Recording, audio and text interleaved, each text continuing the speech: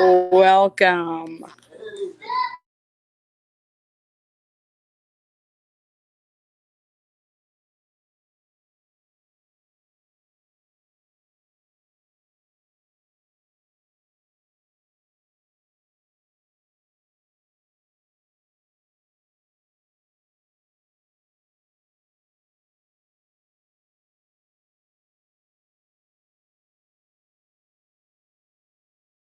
And guys, welcome.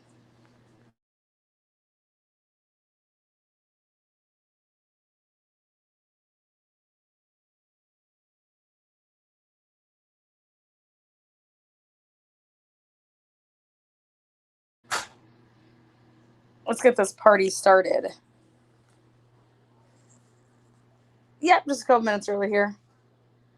Eastern Standard Time. Still 81 where I'm at. Can't complain.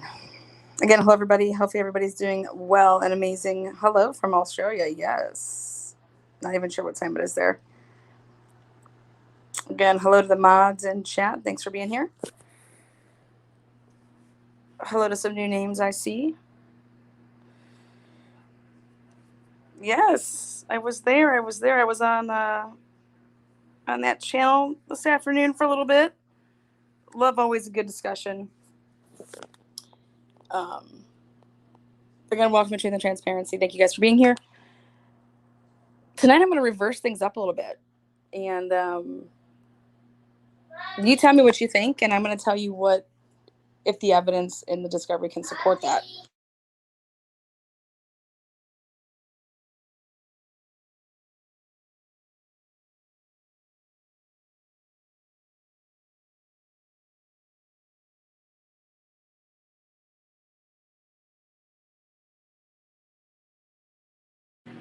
So what I'll do is I'll highlight those questions, and then I'll go through as many as I can.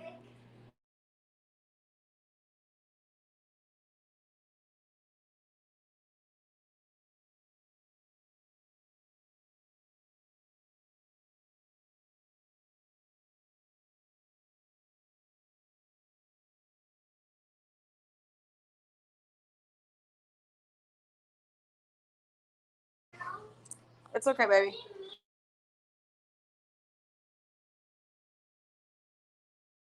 All right. Rubberhead, hello. To the moon. Is it, oh my God, it's to the moon in here? No way. Farmer, hello. Good to see some of these names.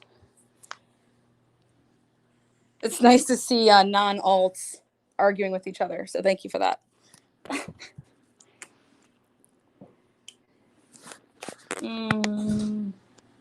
My thought is NK was at the Watts house the Monday morning as her phone pinged in that area.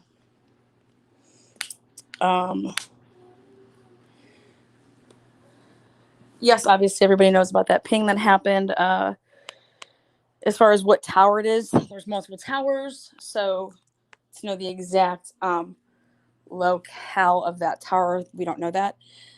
Something that would be interesting though is how does she travel to work? What way would she be going to work? Sure, inside out. Yes, I can. And so if there was any way that on her way to work, if something like that could even happen, you know, just to be able to eliminate some stuff. So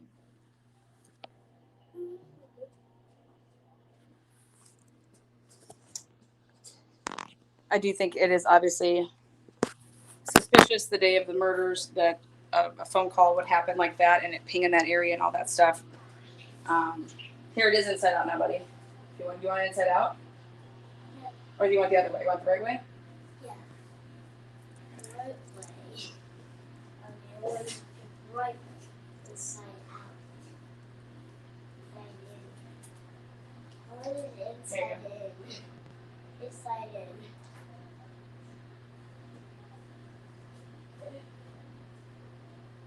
Why look for the hat? You know what's interesting is, did that ever happen when did you guys have to refresh my memory on this? Because like I said, I never put too much stock into anything ever Chris has said, because I believe that they're false confessions, obviously. If any part of a confession is false, it is a false confession all around the board. That's how law enforcement looks at it. That's what experts will tell you. Come here, baby. Let me put that. Yeah, there you go. Good job. So, my question would be, was Nicole Kessinger asked about that? And was Chris asked about that in Wisconsin? And like I said, you guys would probably, because a lot of people hang on to every word of those two people. And unfortunately, I more so hang on to other things. Let's see. So I'm going to get back to that.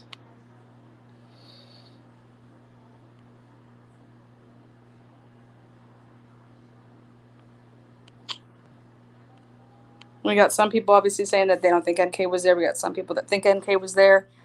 And I'm just going to keep reiterating this. You got to ask yourselves, do you really think that law enforcement is going to let somebody off the hook completely if they had anything to do with two little girls being murdered? And God, I would hope not,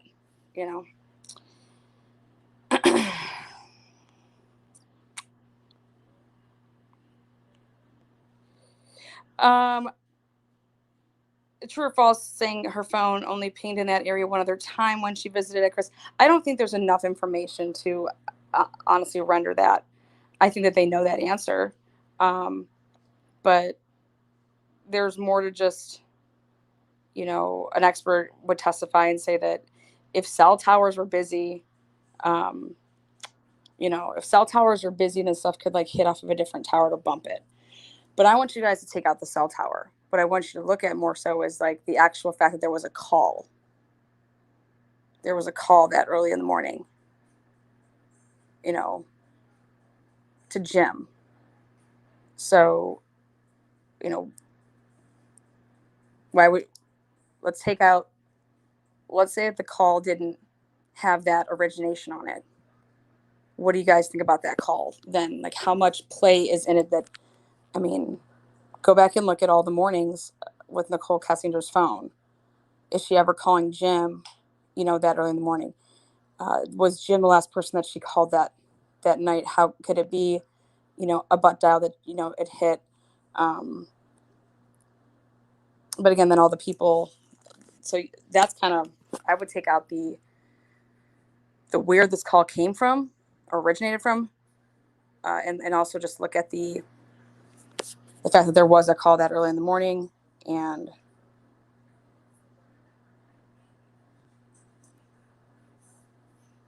to be asking just about it, period.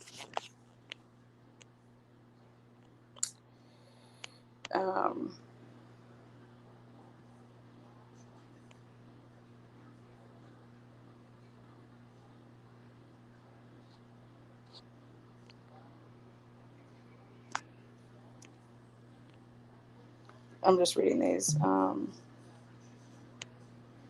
you also want to look at what time that call was at, what time Chris left that morning. It wasn't like she was calling Chris.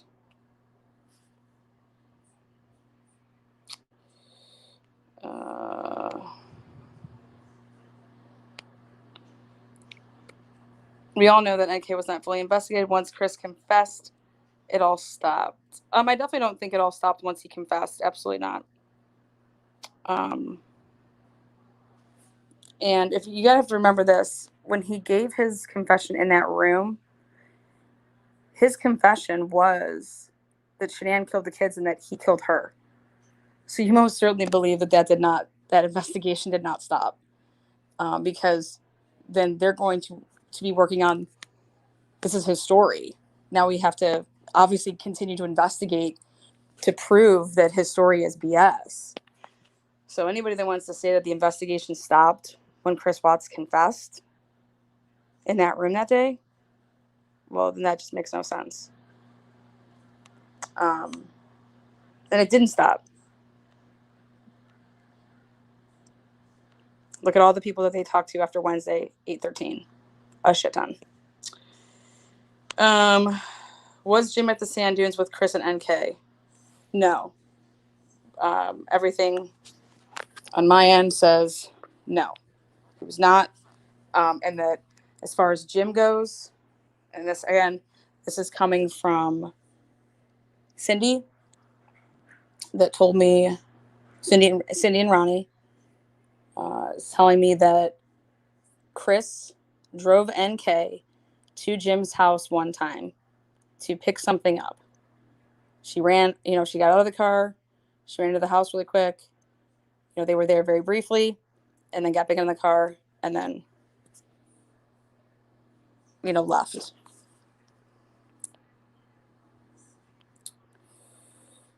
When you say, did she own a gray truck? Is that other than the 4x4?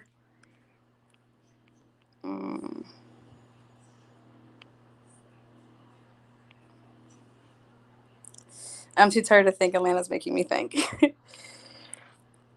Was Jim ever interviewed? If you guys look at the FBI binder with all the FBI reports, and you put them in order, there's FBI reports missing. They're not in Discovery. So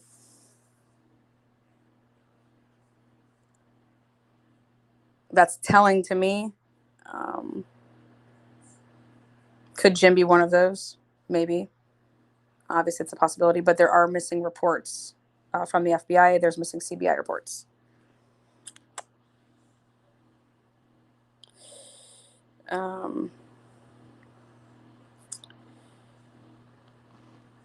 Was Shanann Watts buried alive? She had dirt under her nails. I don't know the answer to that. NK did not get to work till later on that Monday. Do you know what time she clocked into work? And did detectives find out what she was doing in that time before getting to work? It's never been stated those times. I think that they know all of that. As well, as much as I guess you could probably say, but she wasn't in a GPS truck like Chris was at work.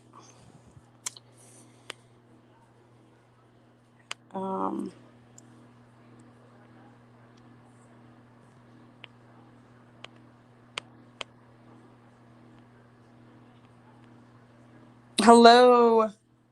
Sorry guys, I'm trying to go through all these like in order.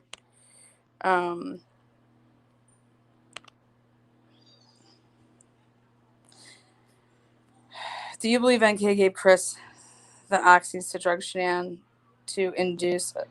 No, I do not.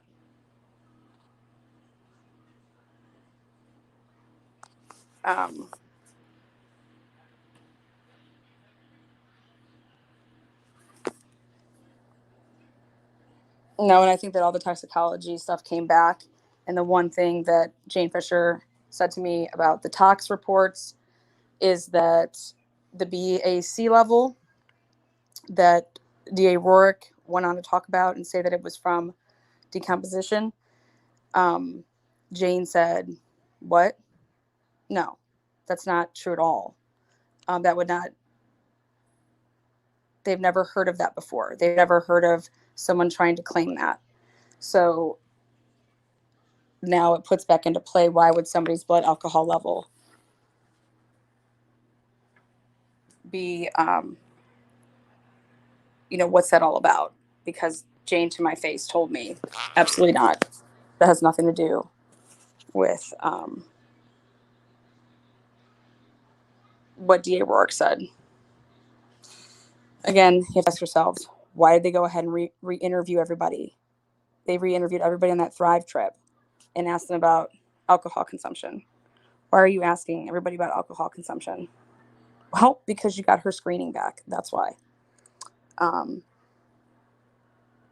everybody pretty much had the same story, like the exact same story. Let's see.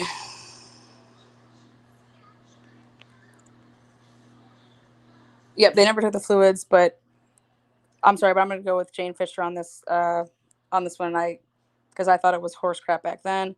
And that was one of the questions that I had on my list to ask, to ask them. And she said, we've never heard of that before, never seen that before. Why he would even be saying that? That absolutely not. That has nothing to do with those levels being there. So, didn't she text a couple of times needing a drink? Yeah, no, she did. Like, I need a stiff drink. I really need a stiff drink. Yes.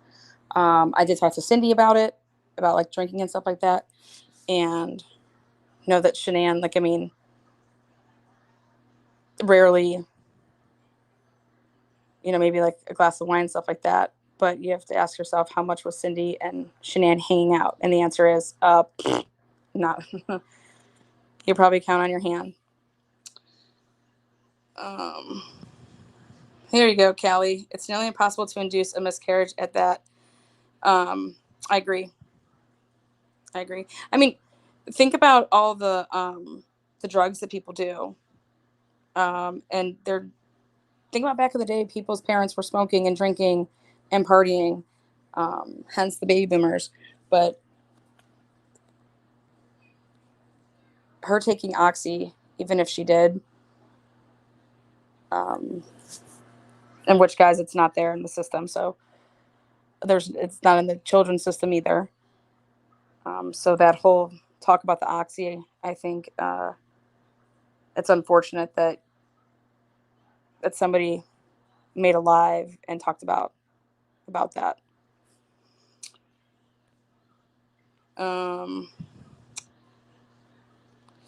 If your sister was murdered and it would find he dumped off clothes in a dumpster, what would you think? Well, I would think that if you drop clothes off in a dumpster, how come you guys... Okay, let me explain something about that area. There's no one around there. Not a lot of stuff's getting dumped. I think that those clothes should have been easily found. So, how come nobody could find those clothes?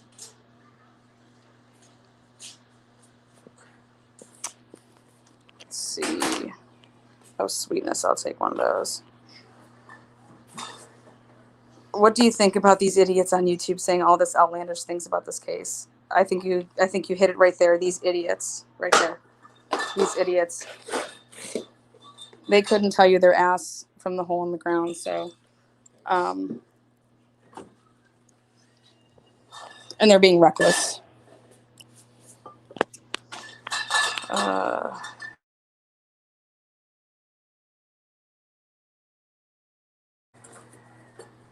Do you believe that the shadows under the truck proved the kids were still alive when Chris put his family in the truck? You want to know something I think about all that is, that video from Nate's camera was so important. Like, so important. And to just totally, Nate's calling them saying, I can't get it to do what you guys are wanting. When Officer Dahl went there immediately the next morning and was there at like 9 o'clock in the morning. Baumhauer sent him there to retrieve certain things. And he couldn't do it. He'd called the station back a couple different times saying, hey, this isn't saving properly. It's not, doing what we think. It's only going to be in clips of like 13 seconds. So there's all this struggle to do this. And don't you think that this would be high importance to like make sure that you get and send somebody back over there? Or why aren't you sending one of your send Jillian over there from the CBI? Get that, the subpoena, the warrant, get whatever you need to do. But that, to me, Nate's security system is so important, especially at that phase. Still missing persons case or missing people. And there was zero urgency. They don't call him back and they don't go back out there to that house. The next time that they talk to Nate, September lady, I believe.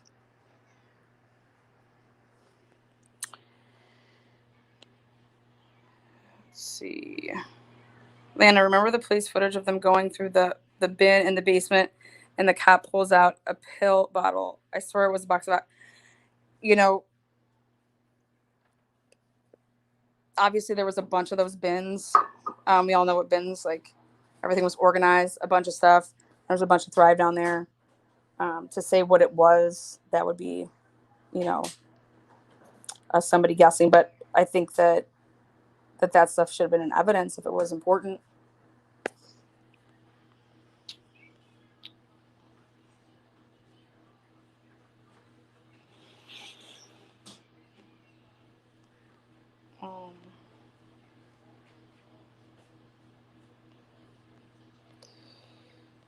Chris admitted to putting a lot of crushed oxy tablets into her shake the first day he got to North Carolina. It made Shanann very sick. Well, Chris said that Shanann killed the kids. Again, I'm just going to keep on going back to this. I told Jamie the first time I talked to her, I said, listen, I don't care what your brother has ever said. I don't want to care. I have what your brother has to say about this case. His word means nothing because of everything. So I honestly, I never was like, oh my God, I want to get on the phone and talk with Chris. Chris brought nothing to this case to me. I truly don't believe, like, he doesn't know things that are not even to do with the night of the murder or the day of the murder or whenever you believe this happened. The guy is not, he doesn't pay attention to detail. He is not, he's just, you know, he was living in La La Land, you know, the 6 weeks, before all of it. I said, I think earlier, I said, if Chris Watts was to get DoorDash and then you asked him what the DoorDash person was, wearing, or the delivery person, was it a guy, was it a girl? Oh, I really didn't pay attention. He doesn't know. So I put zero stock, and I told that to the family. I told that to KK, to Kim Kaufman. And I said, she's like, I know you think that Chris can't help in his own case. I said, yeah, I don't know. I mean, I don't think this. I don't want to talk to him.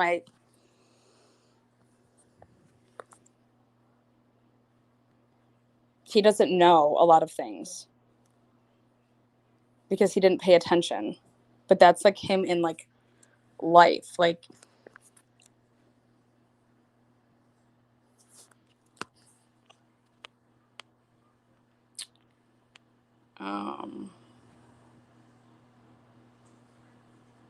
why do you think the girls were put in those batteries, like the oil tanks? I'd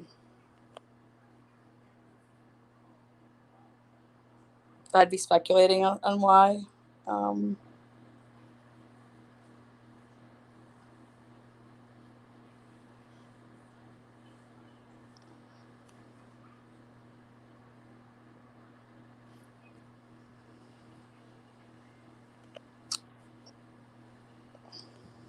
I hear beer bottles. Damn right. Everybody needs a beer when you're talking about this case. Let's see. Um,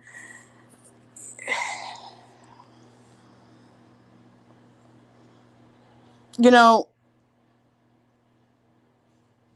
there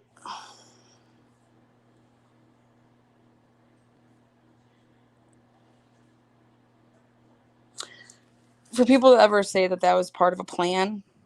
Uh, I mean, I'll tell people every day, no way, because you would know that Shanann wasn't fitting in there. So you think that a shallow I mean, that doesn't make any sense. So no, I don't think that it was planned for the girls to go in there, if that's what you're asking. Why? No idea. I don't like to think about that. It's sad, but Nate said his camera records on motion, but it's recording before Chris walked out garage. What triggered it? I think that's a good question.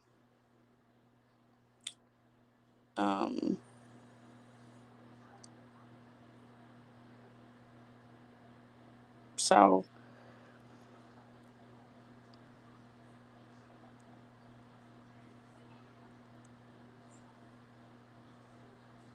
that's a very logical question.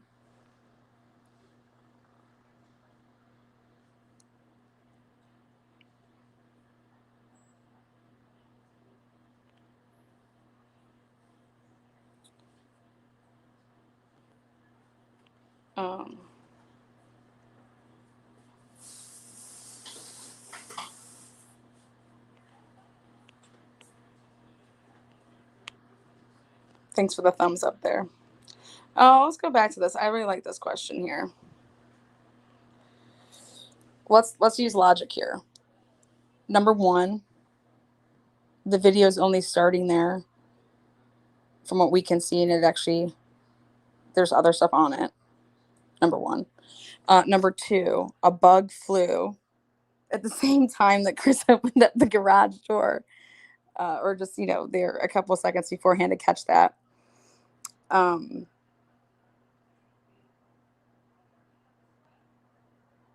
Something made it go off, right? I don't know if his cameras are just motion. Can it be audio? The loud sound of the garage door opening. I mean, I'm guessing no. I'm just guessing it's motion. But I think that it's interesting that when Nicole Atkinson comes home with her supposedly the night before, and where's Nate's camera with that? Where's that at? I got one for you too. If somebody was to, let's say, be in the basement and walk out from the basement window and come up along the side, like how he used to do it, like how he snuck out all those times, to go over to NK's. So you'd have to maybe look right there at the beginning, but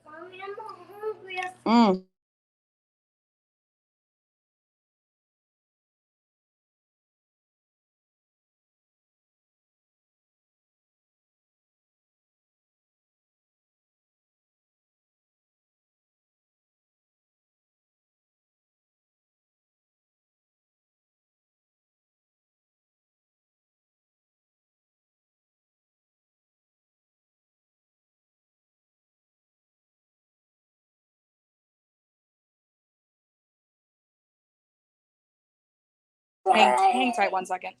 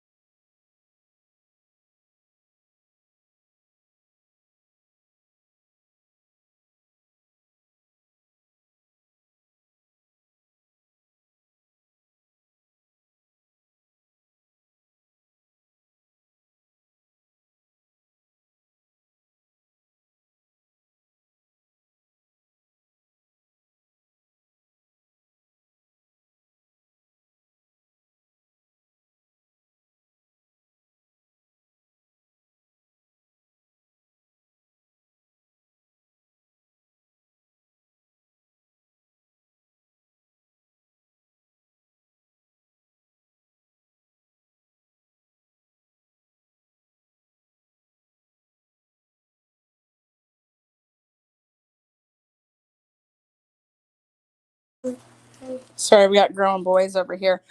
Grown men and little boys. Everyone's growing. No, but I like that. I like that question. Love thinkers. I like how I said, tell me your theories, and I feel like all I'm doing here is answering some questions. So, a lot of people think Nate's camera footage shows NK and Chris wearing the same jeans and long sleeve shirt on in the darkness, and that she walked out first to trigger the camera to start recording.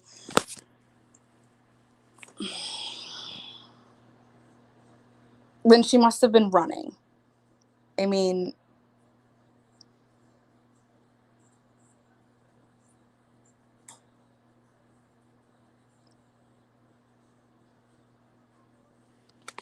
could there have been a car in the driveway and it's pulling away? And I mean, something obviously triggered that, right? But I think that it would be on camera. So the question is are we seeing all of the footage? Again, they could care less about Nate's camera. They didn't do anything to preserve it because there is no footage.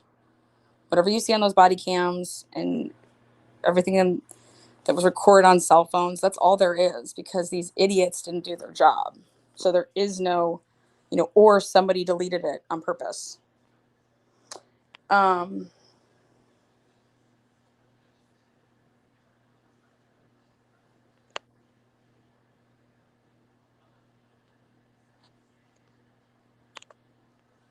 Love you all.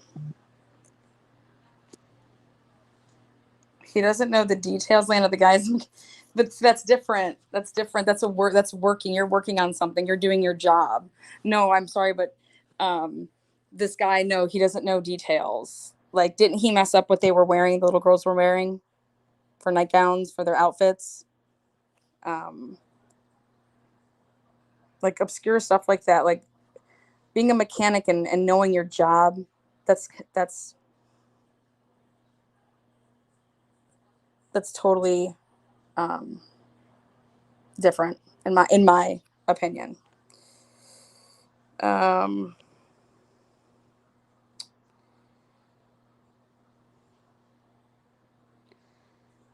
I also think just because he says something and doesn't say something else with it, with like this statement right here, Chris told the officers about her scar on her face, but not her neck.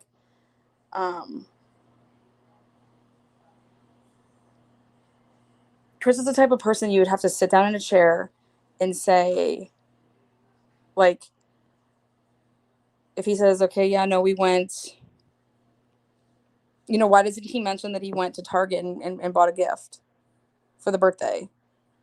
Well, okay, well, what gift? And then, like, or you went to go eat. Okay, where'd you go and eat at?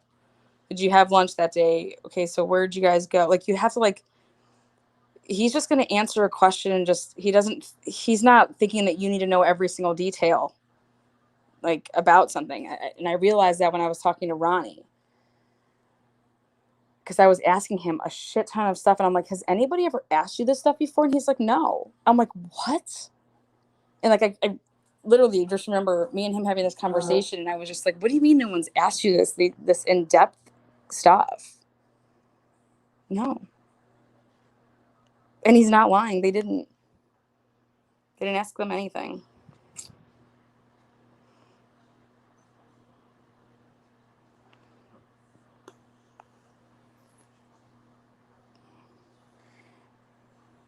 All I have to say about the clothes is, where are they? So I guess Tuesday morning that dumpster was cleared out because he threw them in there Monday. Was the dumpster cleared on Tuesday because he tell them that on Wednesday? They knew that his truck stopped there in that vicinity. I mean,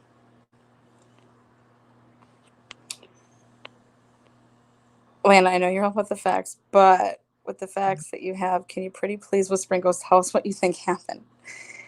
In your opinion, of course.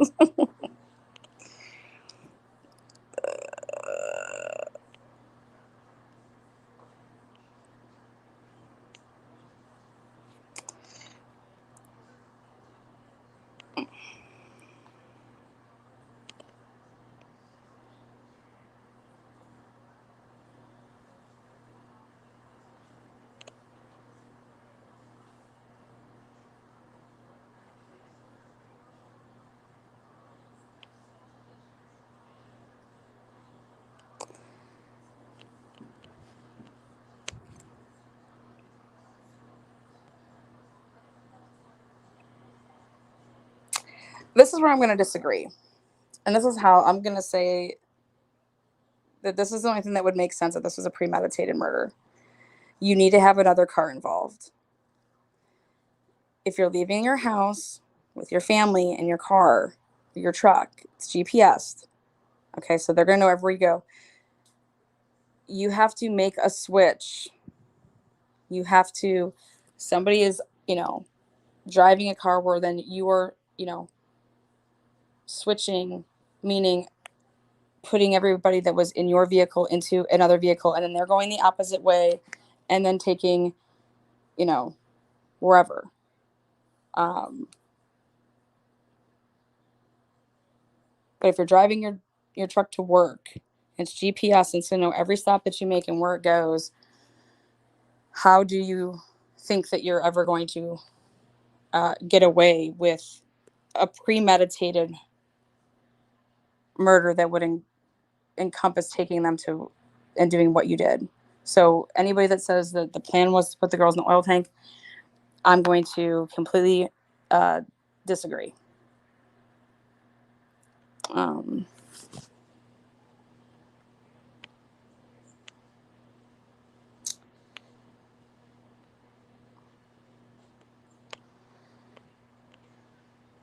was gonna say, you got these caps going on.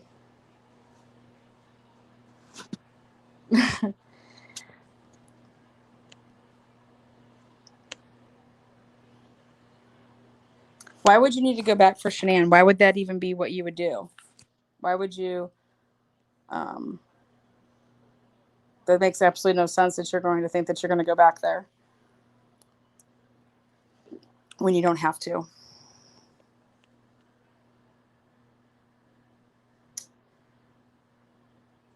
Thank you, Mark, and thank you for respecting the channel.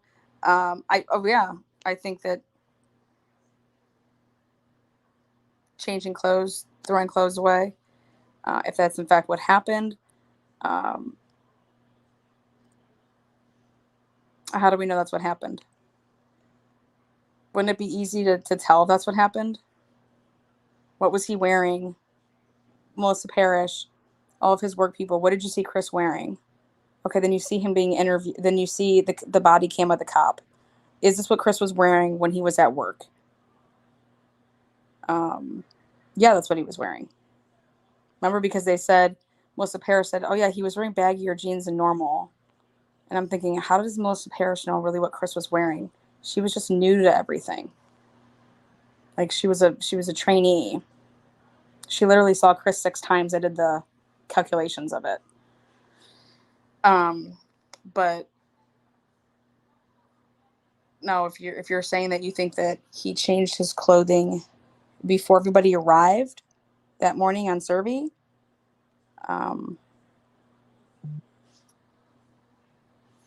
but to ask his coworkers, is this what he was wearing when he was at work? And no one's come forward saying that those clothes that he was wearing on the police body cam isn't what he was wearing at work. That is nowhere that I have found.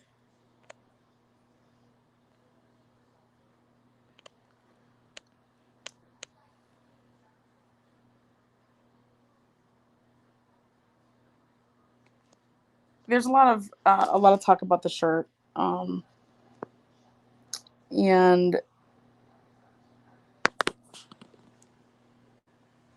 obviously that shirt isn't what she had on in the cam coming into the house. But if you look at one of the pictures that was posted when they were at the airport,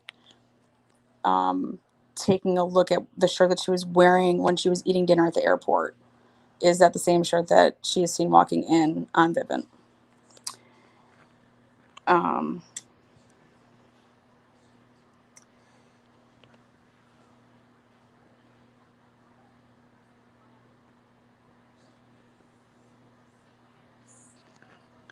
When I have a very analytical mind, would you totally switch?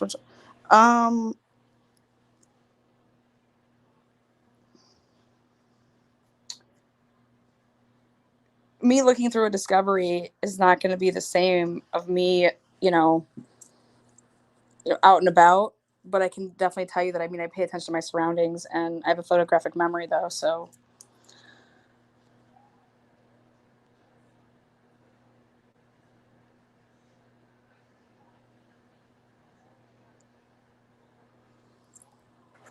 I just don't think Chris was trying to hide anything. He's just not that type of person. I've been around a lot of males recently, and I mean, I could see where people think that, oh, this a guy's trying to hide something. Like, no, they just don't pay attention. Like, they're just.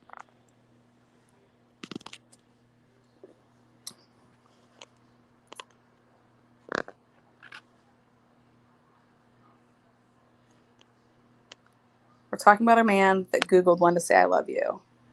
He's not like, that just tells me about like socially, how he is socially. Okay, have you ever Googled when to say I love you? Anybody in this chat? There's no way. I mean,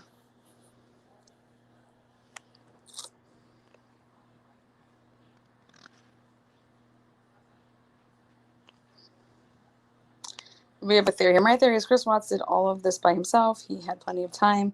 His adrenaline would have been crazy.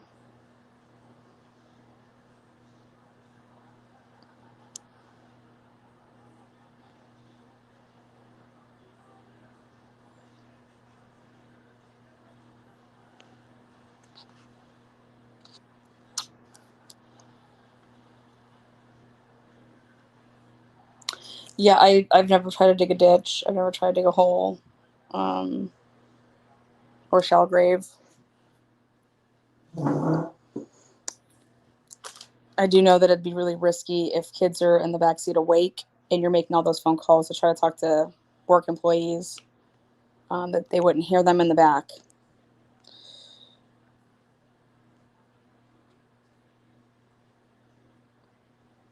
But do I think that this is possible? I do think it's possible. Um, I do believe that your adrenaline, uh, panic, adrenaline,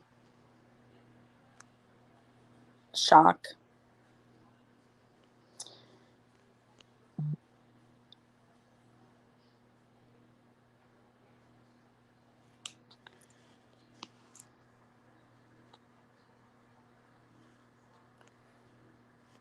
Nate said on body cam footage the night they were collecting evidence that the police had his username and password for that camera. Why did they ever need Nate to download anything? That should have been the most important thing to get.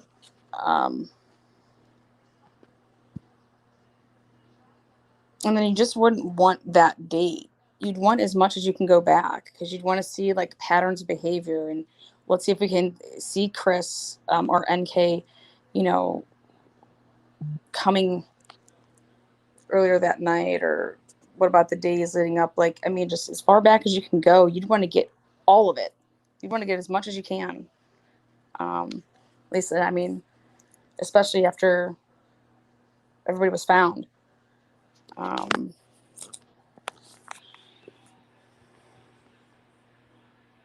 Yeah, don't hold back.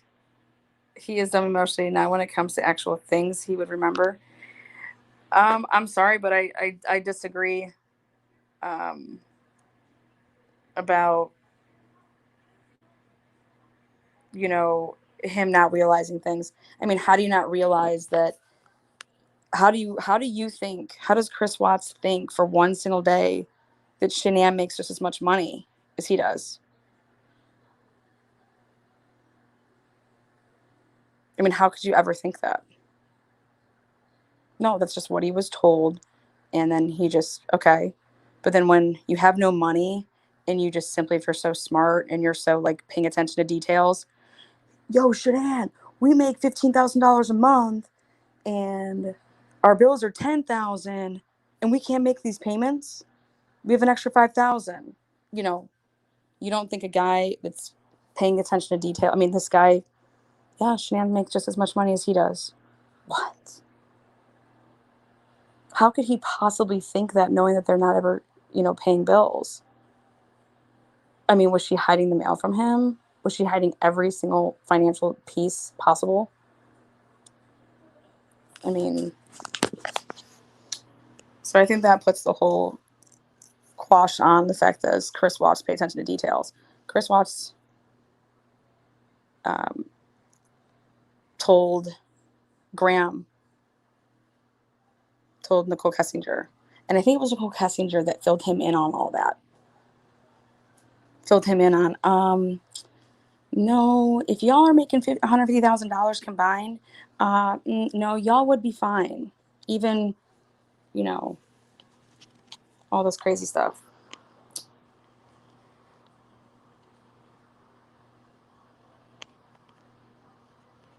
I don't know what we're agreeing with now that I. So, but cheers if you're having a beer.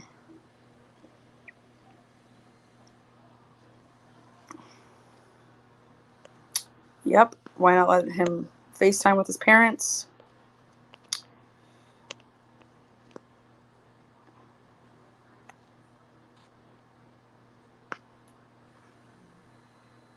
He had to go back for Shanann, so he was going to go back, what, with Alexis? You know, he was going to deal with her later.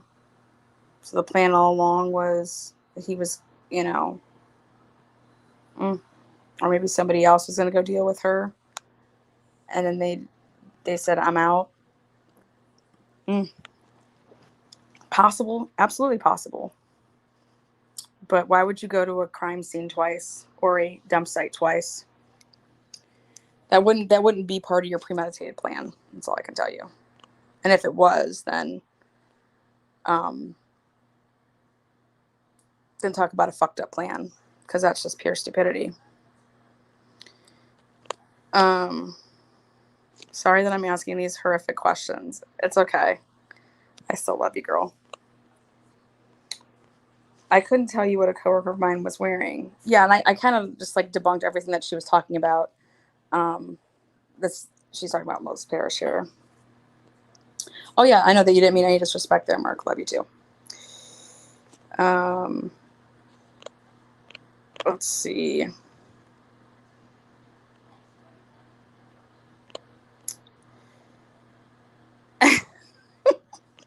I love some of your guys' names.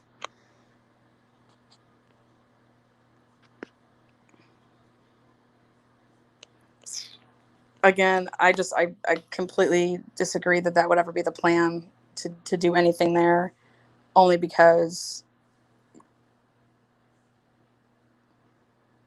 you're never getting away with it. Why wouldn't you just throw him on the side of the road somewhere? It's a 45-minute drive out there. You're going to take them to your work site. He didn't know what to do. If he had the bodies in his car, he didn't know what to do because it wasn't planned. And if it was planned, he wouldn't be calling your work employees off the hook that morning. But see, like, you have to go back and you have to ask, was it normal that he would be calling and asking people, okay, where you at and what you doing, like stuff like that. Like,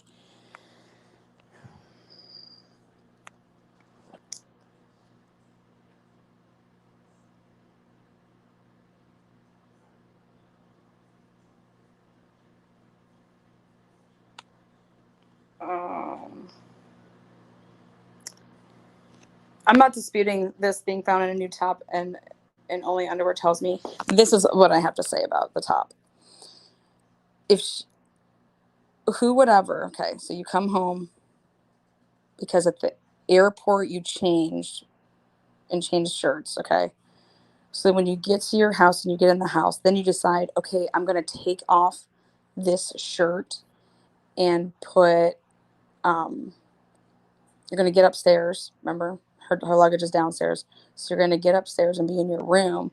And then, yes, when you go to change, how do you possibly get the shirt that's in your suitcase on you when the shirt's downstairs in the suitcase? How do you get that shirt on you? And I know that I was trying to explain this to KK back in the day when she was all on this shirt kick. And I'm like, you're wrong. But because I said logically here, Shanann comes home, She drops off her luggage. Obviously, we see it there. It doesn't come upstairs. So you're going to tell me that then Shanann goes upstairs and she's going to change, but then she's like, oh, you know what? Let me go dig through my suitcase downstairs and let me go grab that shirt that I was wearing earlier and put that on. No, she's in her room with a shit ton of, drawers right there with clothing. So how does she end up putting that shirt on that would have been in her suitcase?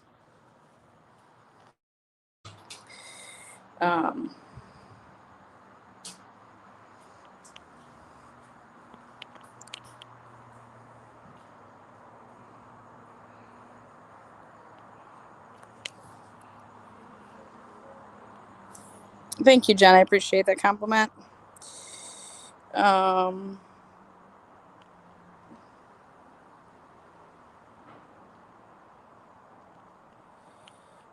Let's see.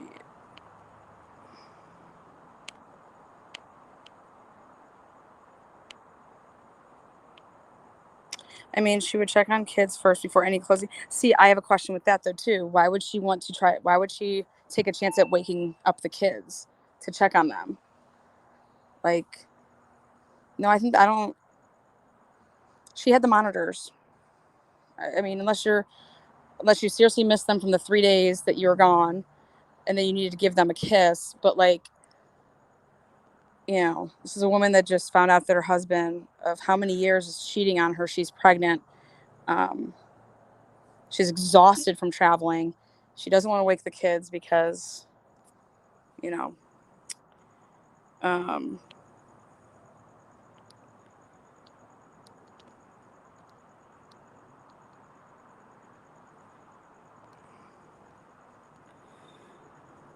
uh,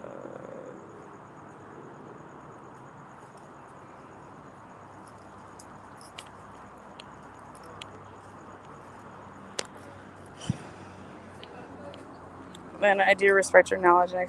Thank you. Do you believe Chris told Shannon about NK and the affair that Monday morning? She already knew. She already knew NK's name. They knew. They knew. You guys, at the point, I think I did. I mean, I know I said this in a bunch of different lives, but when when Shanann, in Arizona, found out, obviously none of this is adding up. Why would Chris go to a game? He's never gotten a babysitter ever once, anytime that she's ever left. Okay. And you got a bunch of Thrive women and they're in Arizona. And now what are they doing? They're helping her hunt down different things. And all they would have to do is tell Shanann to look up her phone bill. When she looks up her phone bill and they see some of these numbers, then they start Googling the numbers, and then boom, it's going to come across these different names. And Nicole Kessinger's number would have popped up hella times, and all she has to do is Google then the number, and then it's going to come up as, Nicole Kessinger. She Googles who Nicole Kessinger is. Oh, works at Anadarko. That would take all of, come on. What do you guys do all day? I mean, not all day, but,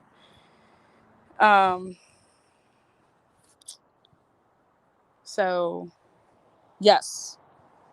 Do I believe that Shanann knew who Nicole Kessinger was? Absolutely, I do. Because it wouldn't take much to figure that out. And if they're hunting what restaurant and they're hunting, that doesn't equal a beer in this. Well, what else are you going to start? You're going to start talking about ways to figure stuff out.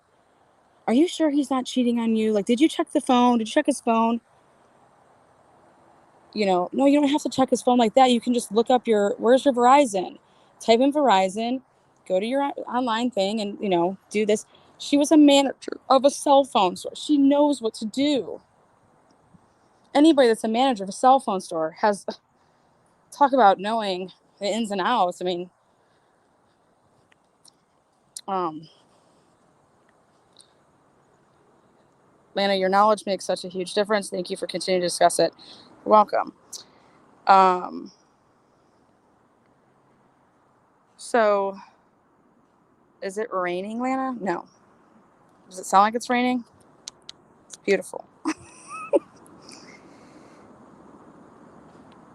So let's go back to this shirt thing, and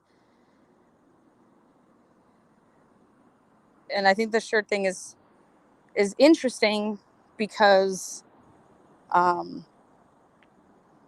it's obviously not what she's wearing when she walks through that door. She had like a zip up thing, and then like a shirt with like this little like a little zip. So where was this zip? Where was the zip at? Like that went over like this t-shirt. Um,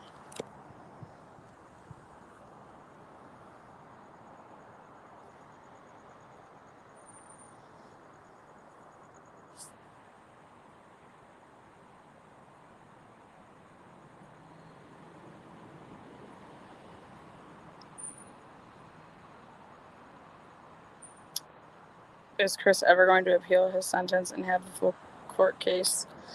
Chris had that opportunity.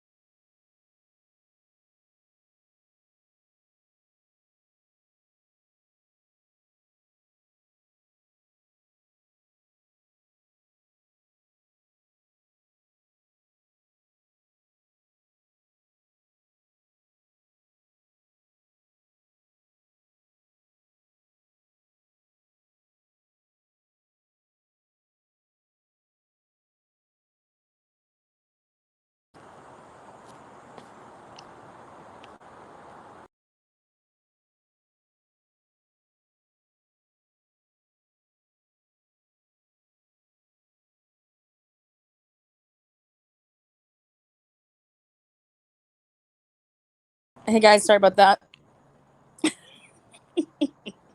It's better now. It's my DoorDash. Hey Denny, can you stand out there and meet this gentleman for this DoorDash?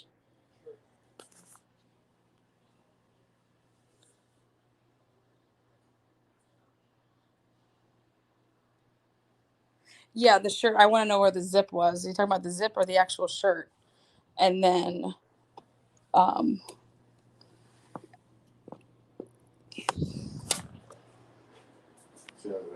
yeah, he's here out there. He's trying to meet at some entrance. I just texted him and said like he needs to come right here. I just texted him again.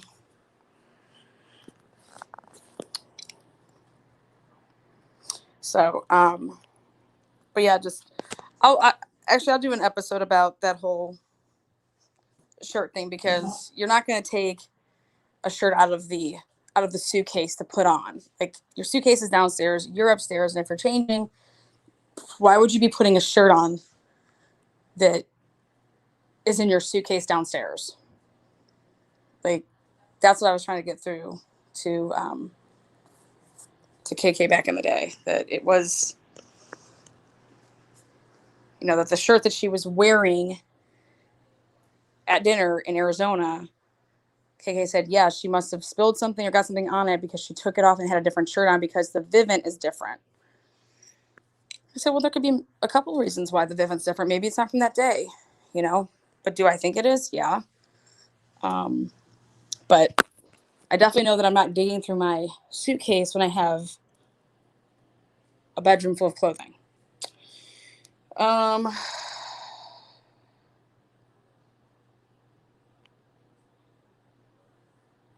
Now, it would make sense if Shanann didn't have any clothing on, and he dressed her at the bottom of the stairs and opened up the suitcase and put that on. Could that be, again, possible?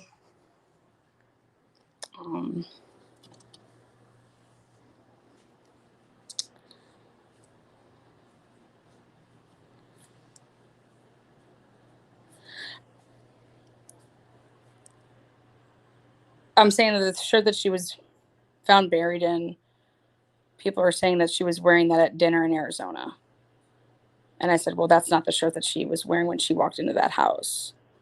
So either they're mistaken of a picture that they saw, and I know which picture they're talking about. So when they're all sitting around that table eating. Lana, do you seriously believe she was the manager of a cell phone store? She knew what could manage. I mean, you know, I'm just saying that's, she was on her cell phone all the time, guys. She, she was in control of things. She knew how to, I mean, God, I would hope someone knows how to check their phone bill. But I'm just saying it would be that easy for them to be able to find out Nicole's name and get all that. Have you seen evidence of this job? Remember, we're also told she was a nurse and a nanny. You guys, I'm not going to disagree there. I'm not going to disagree that Shanann went through jobs like most of Jade goes through panties. So I'm definitely, you're not going to hear me. But I think cell phone job or no cell phone job, you got a bunch of the Thrive women there. Girl, just check your cell phone bill. Here, go on this, see who he's been calling. So that if she didn't know how to do it, one of them broads there would have known how to do it. God, I would hope so. I mean, I swear that's like how people catch people all the time.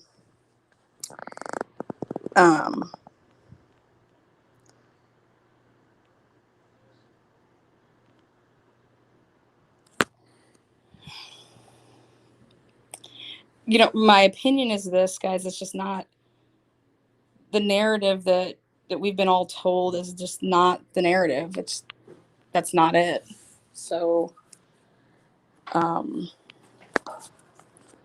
can eliminate things for you guys. I can eliminate this to say that is it possible that when I did my research and I saw that okay, this isn't her 360 life data. This is not it.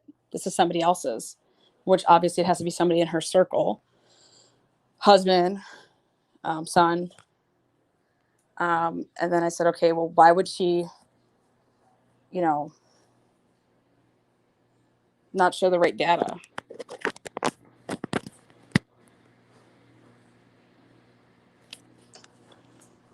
Do I think that Shanann was pissed about what happened?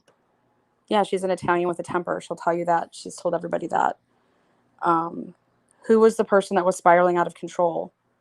So yeah, I understand when people say like they can't see Chris doing this, and I'm just looking at somebody that was losing control of their life and was making it known to friends there recently at the end, and just being really manic. I mean, staying up all hours of the night, texting, not going to doctor's appointments, calling them and rescheduling, and not taking care of yourself and the baby.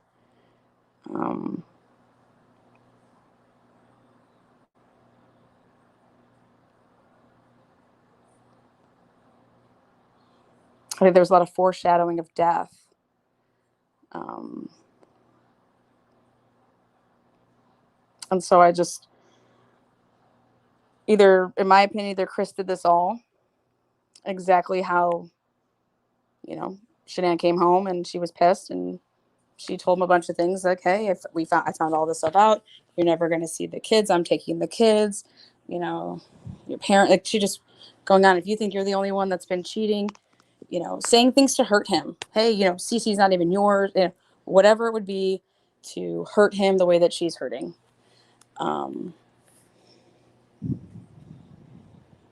I think that Shanann knew that she's made comments of it. Like, you won't, You only talk about the girls. You're not talking about me. She's saying all of this stuff to him in text messages. And if it wasn't for the kids, you wouldn't even be with me. So, do people take away something, that they love the most? Yeah, they do.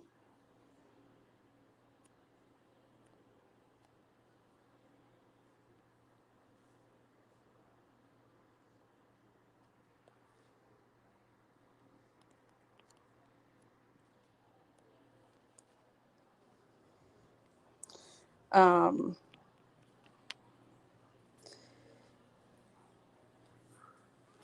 I think whatever happened that night was not planned. It was no way. People that said this is premeditated. Nope. Now, could it be premeditated the other way? Um, Having a witness there, having an alibi.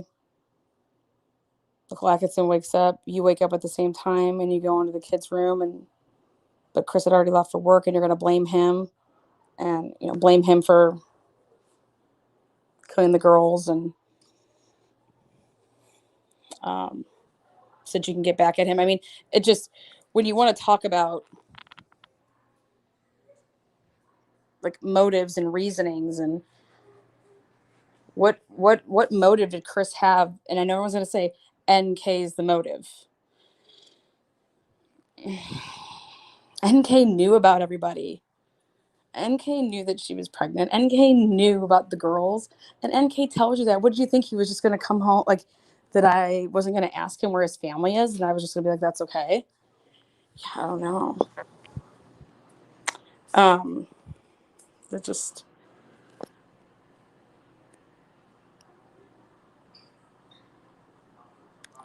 Yeah, he keeps saying that he's about to arrive. And I'm like, hello?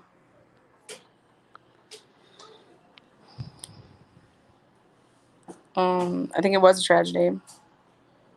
What was that? I'll just go on.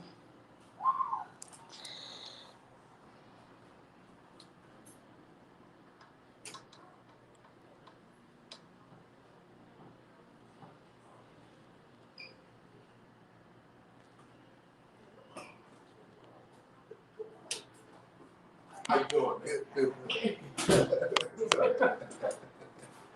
I don't think insurance money. I think that has nothing to do with money. Chris doesn't give a shit about money.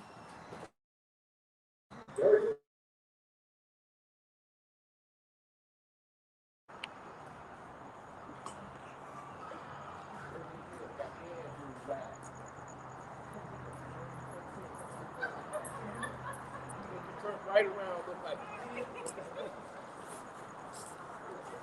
When Chris makes a comment, he says, when Cindy said to Chris, how did you ever think that you were going to away with this? And his response was, I didn't. I didn't think that I was going to get away with this. Now, does that mean like I didn't, like meaning I didn't do this? I didn't. But that's why I said, like, talking to them about this is just, they were never around their son. They never talked to him. What would Cindy and Ronnie and Jamie know about anything to do about what was going on in Chris's life? And the answer is they didn't know anything because Chris didn't talk to them that much. Chris didn't say anything. Yeah, baby.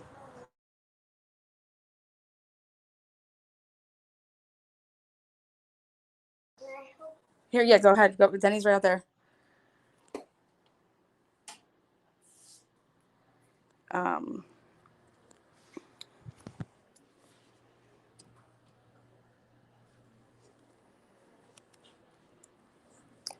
there's a reason that you only hear so many stories said by Cindy, because there's not that many stories. This is a family that didn't come home for the holidays. They didn't travel on Christmas, and they weren't in North Carolina for like Easter or Christmas or Thanksgiving. It was just them, and they were in this like bubble with their Thrive people.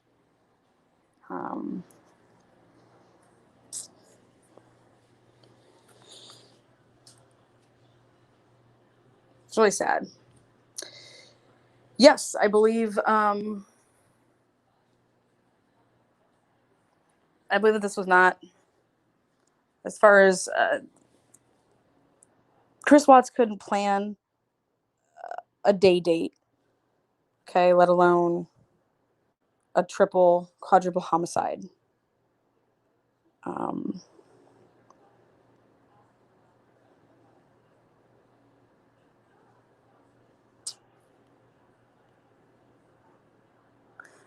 And I think if you really think about this, he cared about Shanann's feelings, guys. He wasn't trying to hurt Shanann. If he was trying to hurt Shanann in that type of capacity, you know, he didn't want to hurt her feelings. He cared about her feelings, you know. He didn't want this to be ugly. He cared about her, you know, her feelings.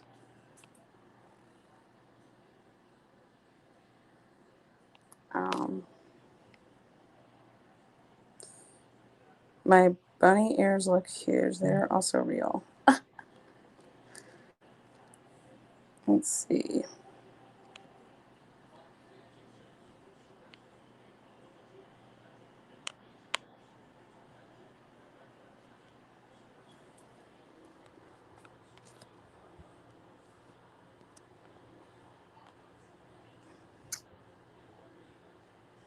Are you kidding me?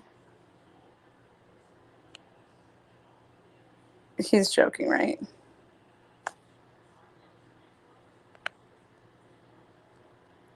Oh boy. Okay.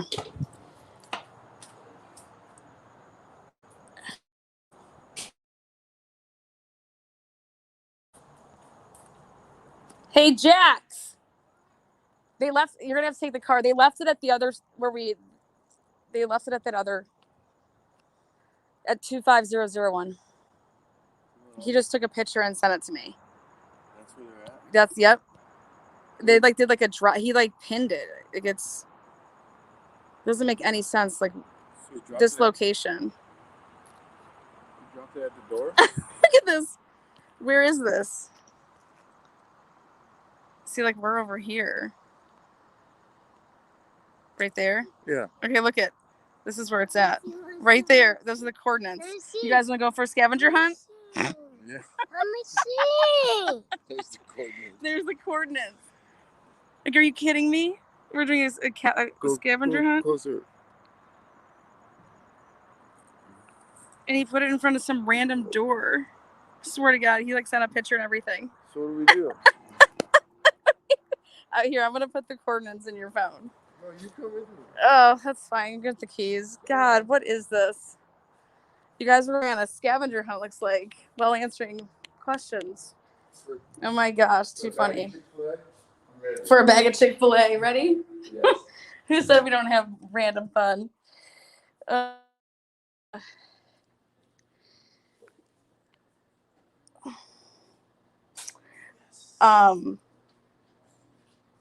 See, I was told yes, but I was told that from Nicole. Yeah, I was told that by Nicole Cassinger. No, I was told that by Kim, and I don't believe the word Kim says. So, but I never asked that directly, so I don't know the answer to that. But I do know that he most certainly told Luke about his vehicle not being parked possibly at his house anymore due to their problems. You guys ready? All right.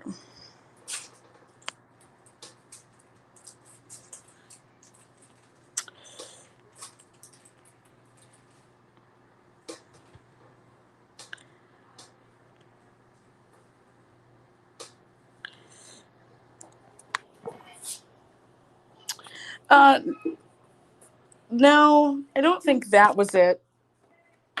Ready? What?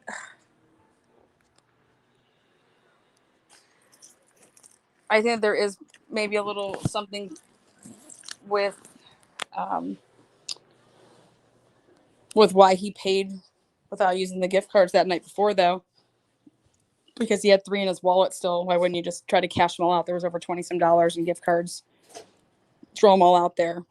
And then here, use my card for the remaining balance. And I don't think anybody would have thought that's suspicious. Like, yeah, I'm using my gift cards. Like, I'm using the rest of them. Here, I'm using my card for the other part of it. You know what I'm saying? Like, but why he wouldn't do that? I mean, again, when you want to talk about Chris Watts, it's like you have these gift cards in your wallet. There's money on them. Why aren't you using them? Money. Go ahead. Can you guys? It's just right there. I'm gonna send you the coordinates. I don't know where the coordinates are. Just take it. I don't know where the coordinates Okay, coming.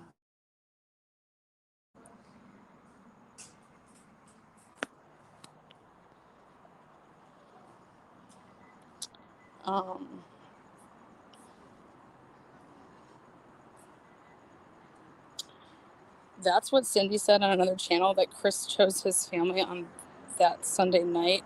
Oh, for fuck's sake. That's not true. That's what Dylan Tallman told her. And Dylan Tallman's full of shit. Okay? Dylan Tallman is the one that told Cindy that. Okay? The one that I will say that Dylan said that I believe is that Chris wouldn't tell his parents. And it wasn't his parents that were mainly doing it. It was, they're not the ones talking to OK Magazine.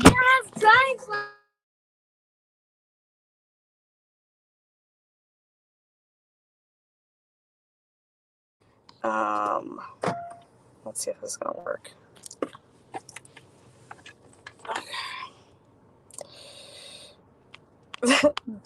Cindy's on channels repeating what Dylan Tallman said. What a mess. What a fucking mess that is right there.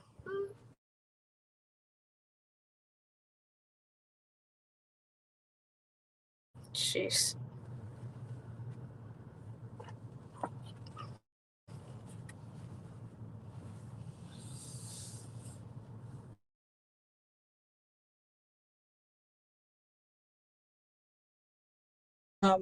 No, and actually I've already proved that those Google searches, if you look at the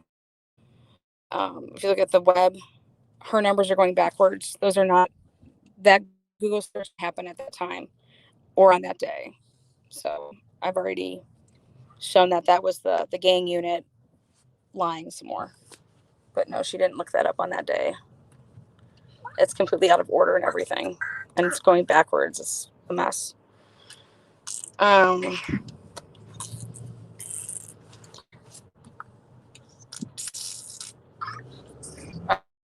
Though they are 2 separate places. I was there. It's completely 2 separate menus, not the same. And but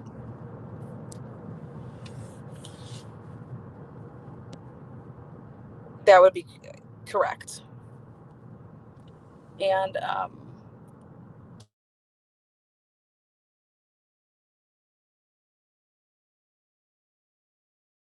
recorded every conversation with him, every Zoom. Oh, could it be because they never talked about the case, therefore there's nothing to release? How about that?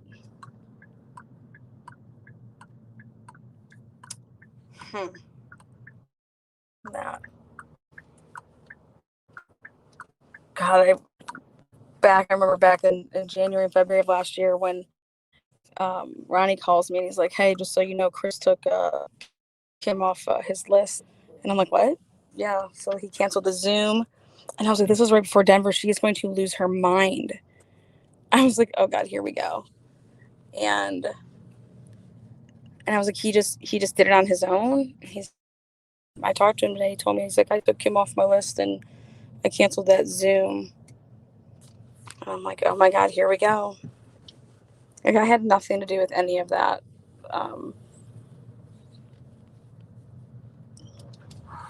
Ronnie and Chris were the ones that told me that Kim would try to tell them what happened. Kim would tell Chris what happened. And I'm like, what? What are you talking about? I was just mind blown. Just mind blown. I hadn't heard Cindy said that, but I'm glad to hear. I'm saying that where she got that from is from Dylan Tallman. That's why when people were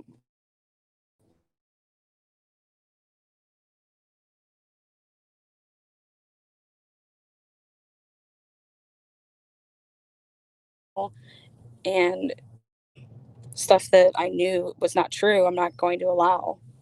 So I would cut because you're not going to lie.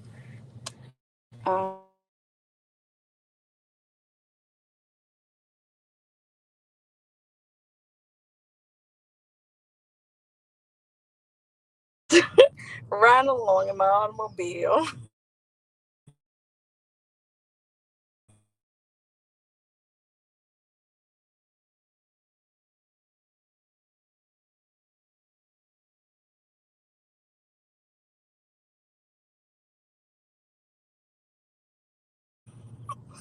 Okay.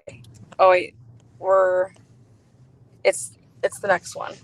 So go back to that main street, the Westgate Lake Boulevard Street. Oh, we're almost there. I see it. Okay, then make a right up here. We're having a scavenger hunt for Chick-fil-A. The new thing that door. Guess what? It's just gonna be. Where's the basketball? It's right across from the basketball courts or the sand volleyball, actually.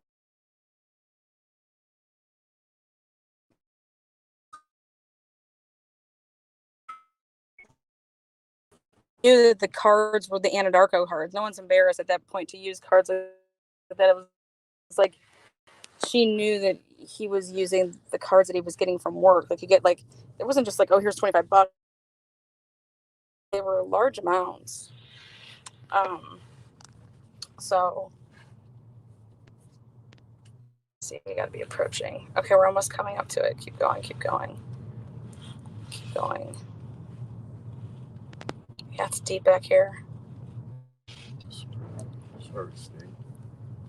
Yeah, I don't know what he was doing. Hopefully, no one takes it.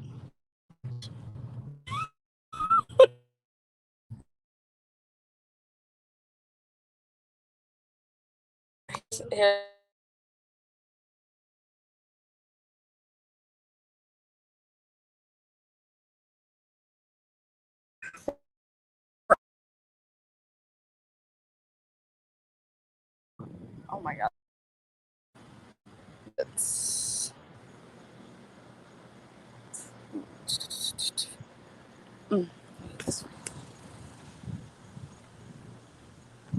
Wow. What a mess.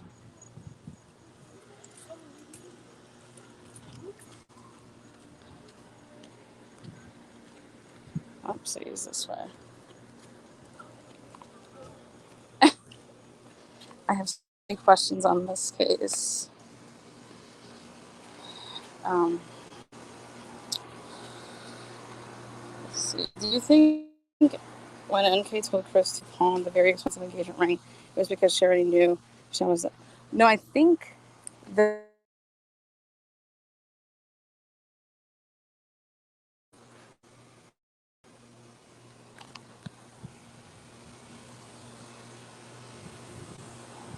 I think that she was just, you know, said it in conversation, like as like a, oh yeah, you should just pawn it, like it is like no big deal, like no big thing. Like it wasn't. The hell. Okay, this guy's gonna feel my wrath. Have you guys ever gotten DoorDash and he just like drops off on the side of the road somewhere, and then he GPS is where he dropped it and he sends it to you? He's like, here, find it. Because that's just what my experience is.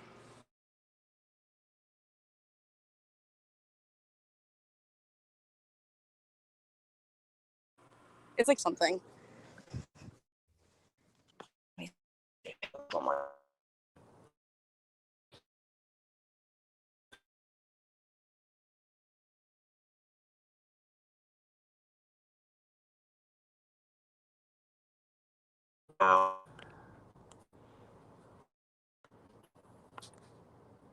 I think somebody picked up. For sure.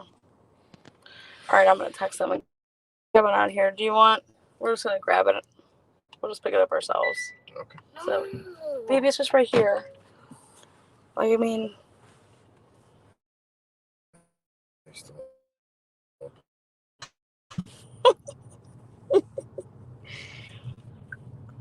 so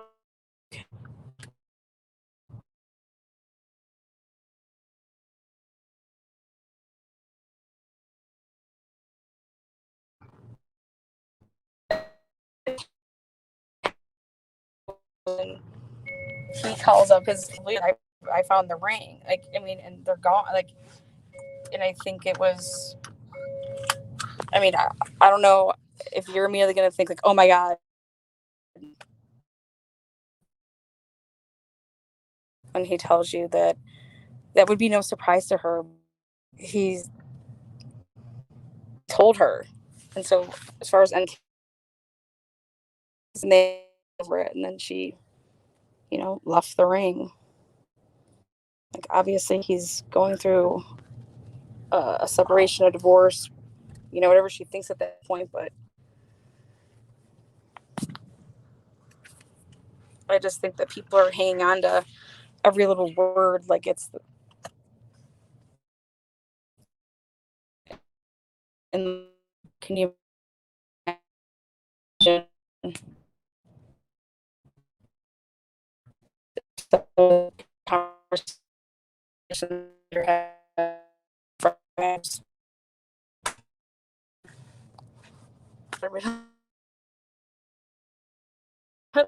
That.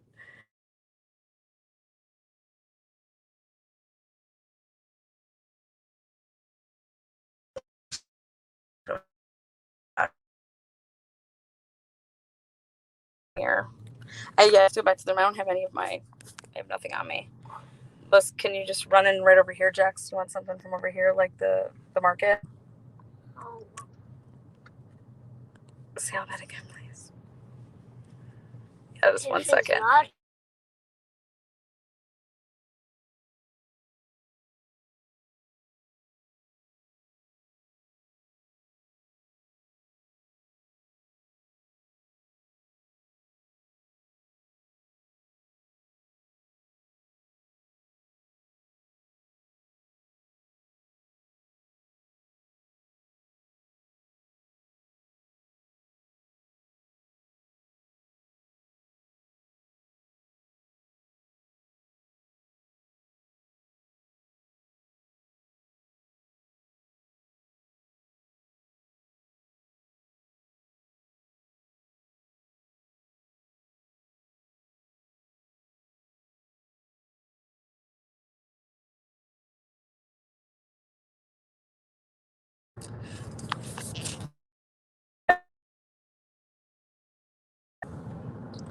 Um,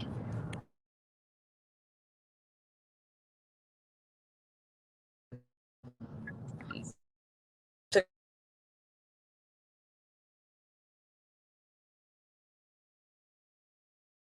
Chris's that day, so could it be there? And it didn't do their job, but yeah.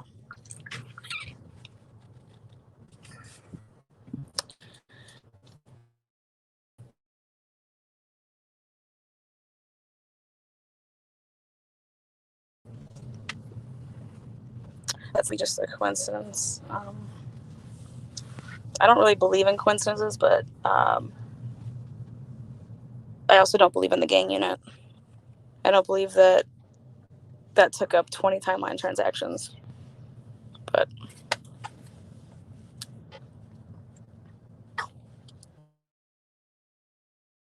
was a huge fan of, and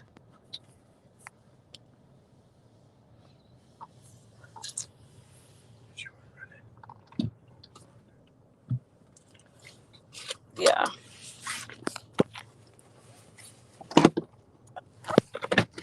I'm just gonna give you my card.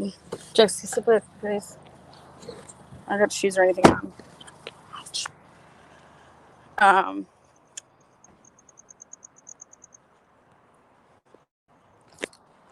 sorry, that should be better service. My scavenger hunt.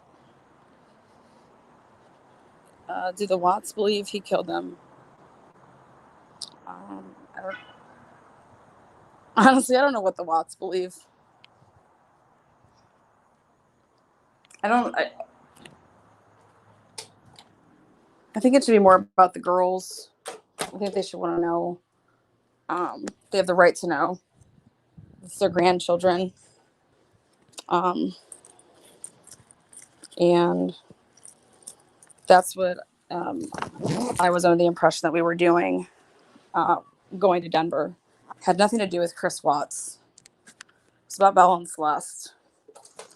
So if it wasn't that, then they had a bunch of questions that they didn't get answered because they were not treated the same as the other family, which that's what I'm all about. Is I'm all about, our rights. Unfortunately, Chris would have rights. You know what I mean? Like, people have rights. Huh? It's right up there to the on the left. By the McDonald's? You're gonna make a left. So you come out here, you know how you make a right? You make a left and Chick-fil-A's right there on your right. Yeah, till 10.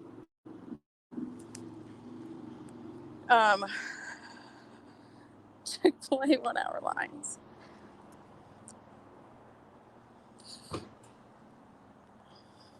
I don't think that anybody helped at work. I think that they were just nosy like anybody else would be. They went back to the site where he was that morning and they're being nosy. Period. I mean, I would have done the same thing. I think a lot of people would have done the same thing. But why not say that? I have no idea.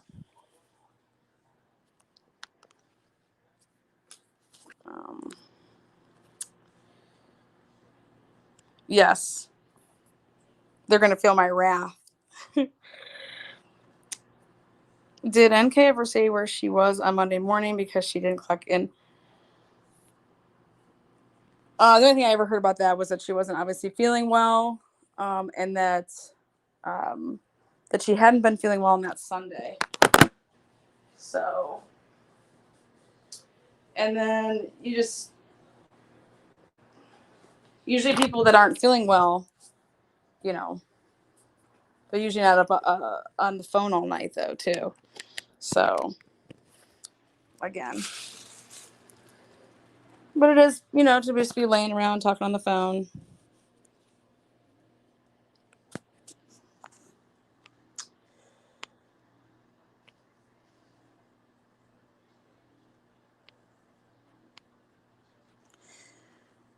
Do his parents think he killed them all? I never asked.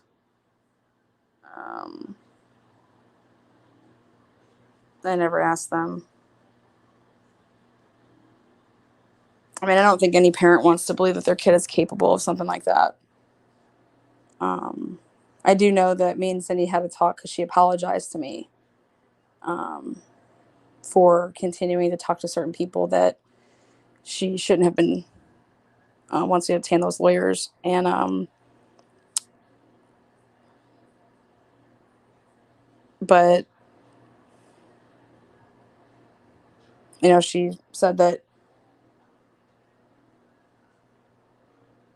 KK came along and just told her things that she wanted to believe, and then she tried saying, Lana, you even said this. I said, Cindy, what I said is that everything that you've been told is not the truth, because that's not the narrative. I don't know what happened, but I can tell you that what they're telling you is not what happened. Chris has said so many different things. Okay. And they're called false confessions. People do false confessions all the time. Now, does that mean that Chris didn't do it? No. But as victims, because they are victims, I was like, you have the right to know some of these questions, and here, go get your, even if you botched the 35C, go get these answers for yourself. You're going to wonder this the rest of your life. Like, every morning, like, there's not going to be a day goes by that this is not on your mind.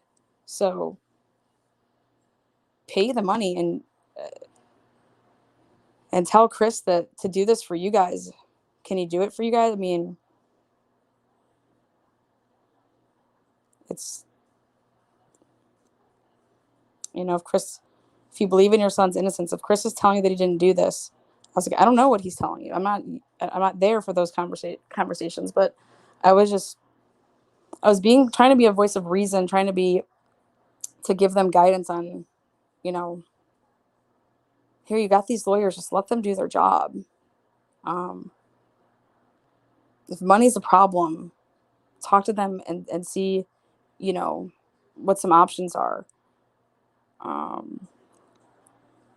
You know, all these people are dying to get interviews with you. Take the interview money and pay lawyers, you know. But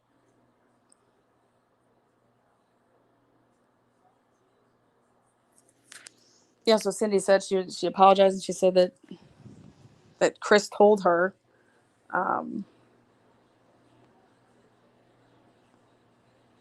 I said, well, Cindy, why the heck did we go to Denver? Why would Chris allow us to go to Denver? Did he not think that was going to happen? Because we were in Denver. I talked to Chris in Denver. He was on a Zoom in Denver with his sister. We were on phone calls with Chris a couple different times in Denver. You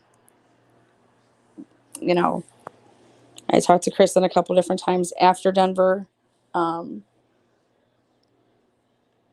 You have these great lawyers. You're excited. You know,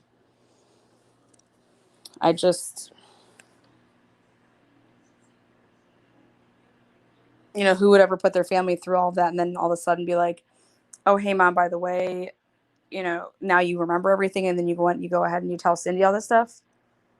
But then Cindy's on a show this past Sunday saying how Chris chose his family. It's like, what are you talking about? You guys make no fucking sense, and you need to shut up. That's how I feel. I feel like the most important people here are two little girls, and all you guys want to talk about is Chris Watts. So I don't want to talk about Chris Watts. I want to talk about Bella and Celeste. I want to talk about why aren't you guys talking about Bella and Cece? And Ryan did tell me it's hard to talk. You know, he just wants to break down and cry. And I can imagine. He was going to Cece's birthday party and turned around, which would have been the last time that he would have actually seen his grandchildren if he would have went to that birthday party. And he was on his way, and then he turned around. And he told me it was because Shanann was posting on social media. She stopped posting for a little bit about the whole trying to kill the kids, and then posted that day again on Saturday. And that's the first time that he ever was fed up and he was done. And he told Chris that. And that's what Chris's trigger was, if there was a trigger. It was his father, because his father didn't get involved with any of that stuff. Shanann and Cindy, it was nothing new, them two not talking or them two not, you know, getting along or having a, you know, tiff or whatever. But I do think it was something new to accuse Chris's parents of trying to kill their kids. I think that was a new one, just as well as, you know, Chris's dad saying I was done. And that was the first time that he's ever done that. And that's why Shanann's texting him saying, I didn't create no dagger between you and your dad. Well, yeah, you did. She did. And that's what Chris told her. Because Shanann had never lashed out that way before. She would talk, you know, about Jamie, and she'd talk about Cindy. And this was the first time that now all of a sudden she's taking these huge digs at Ronnie, you know, in front of Chris and saying this to Chris. And that was something new. Also something new was Ronnie putting down his foot. And that's what he told me in Denver, is that he'd had enough. It was enough of the games. And then, you know, here they don't talk to anybody. Nobody talks to anybody beginning, like, whatever, right after Nutgate. But then Shanann texts Ronnie after she gets that 3D or 4D ultrasound that next morning, sends a picture of the picture of the ultrasound with, you know, text about it. Doesn't send it to Cindy. And, you know, he's like, and then here she's playing these games. And he showed me the text messages. They're in Denver. And he's like, didn't send it to Cindy, sends it to me. But here, why are you sending me all this stuff? We didn't, you didn't want to see us in North Carolina. You didn't let us see the kids at the beach. And now you want to send this like nothing happened. Or make it like, oh, here, if you really want to see about your grandkid, here's the, and what I could just see, it was just a lot of like game playing. And so that was something new for Chris. And I do believe that could be a trigger. And I think that Chris didn't want to ever tell his dad that this escalated because of Shanann. I don't think that he ever wanted his dad to think, if I just would have went to that birthday party, then nothing, if I didn't, I don't think Chris wants that for his dad.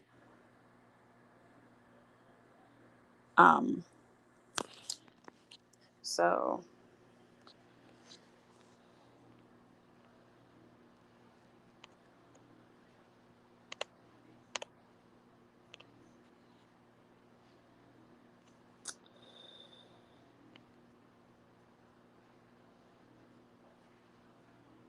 I asked Chris that if no, Chris has never said somebody else helped him, and and this is who did it. And let me tell you something, he has he'd have no reason not to say that NK was involved, none whatsoever. He's not protecting that woman. He wanted me to look into NK only because the simple fact that he's like, something was off. She looked at me really weird. And I told my lawyers that at the sentencing, like something just felt really off. That's all I said about it. So what do you mean really off? What does that even mean? It's like she looked at me and like with this like laugh, like this smirk. And it just like something felt off about it. It was like a got you type thing.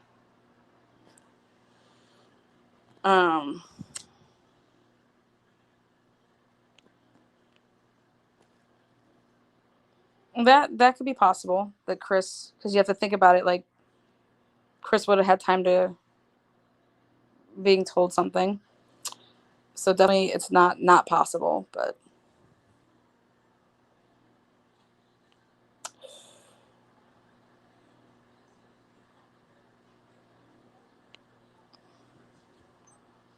they are. False confessions are very, very common.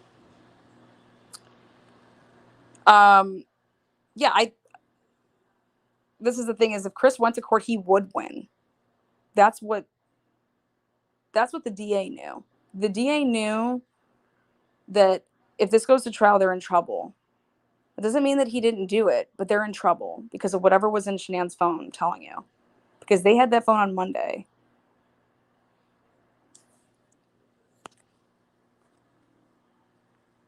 And that phone is like all sacred, didn't even act like they had it when the CBI was asking about it.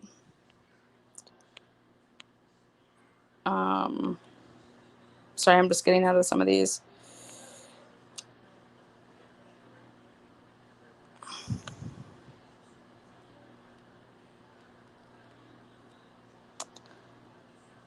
In my opinion, they were taken out after he left and won't change their mind. 616 pen. Nobody went in his truck and nothing happened. Well, I'll tell you this, guys. You guys do know that the shovel that was used at Survey is not in evidence. That shovel is missing to this day. Just so you guys know. I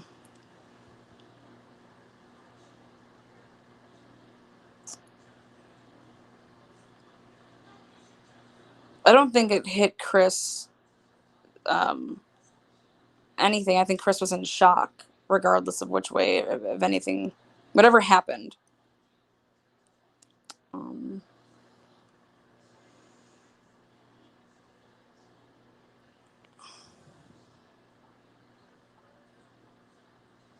He has not had any help psychologically at all. He's not talked to a single person. And, Cindy saying that she wanted to have a CAT scan done on Chris. I'm like, what are you talking about? No, he just needs a therapist. He needs to talk to somebody. He needs an evaluation. He's never been evaluated. By the time he was evaluated, it was just to what prison he was going to go to. Like everybody is when they get convicted.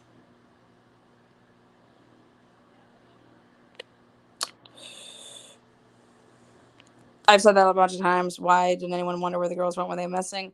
You know, I get that he stuck to that story that Shanann and the girls went on a play date. Well, why isn't anybody talking about when Nicole Atkinson's in that house and he's in that house and he gets back from work and the police are there? Why isn't Nicole Atkinson just drilling him like I'd be flipping out on him, you know, or I'd be telling it to the police, flipping out, being like, Shanann just found out that he was cheating and now she's missing. You know, why aren't you saying that to the police? Why aren't you saying that? Like, that's huge. Huge. But it's like nobody could talk about the fact that they found out that he was cheating and with whom. Why? Who cares?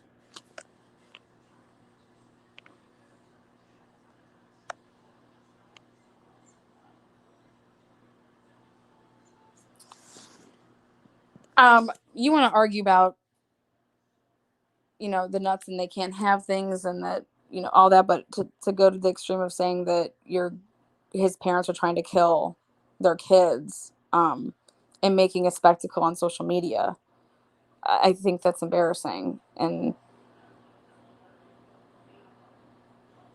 like, but more than that is just, I think just Chris was over all of it. You know, it just, Chris didn't want any problems. Chris was simple. Chris wasn't a flashy guy. Chris wasn't, you know.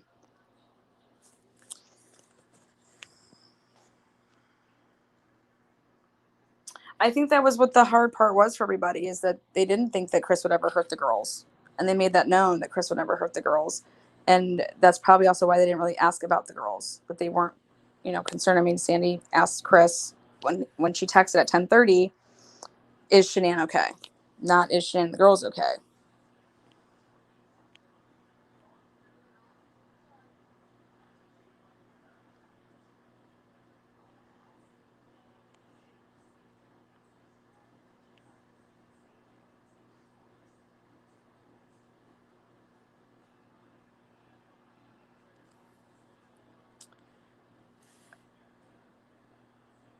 I guess that's why there's two sides to every story. Um, I think it was common for Shanann and Cindy to have beef. Um, that was nothing new. I think that Chris knew this, so you know, Shanann's gonna, you know, be dramatic about it, whatever. The difference is now here's his father, and he wasn't even there. Ronnie was working when quote unquote Nutgate happened. He wasn't there, and but she found a way to include him in, and you know, your dad's no different. He's just, you know, she, you know, ranting, whatever.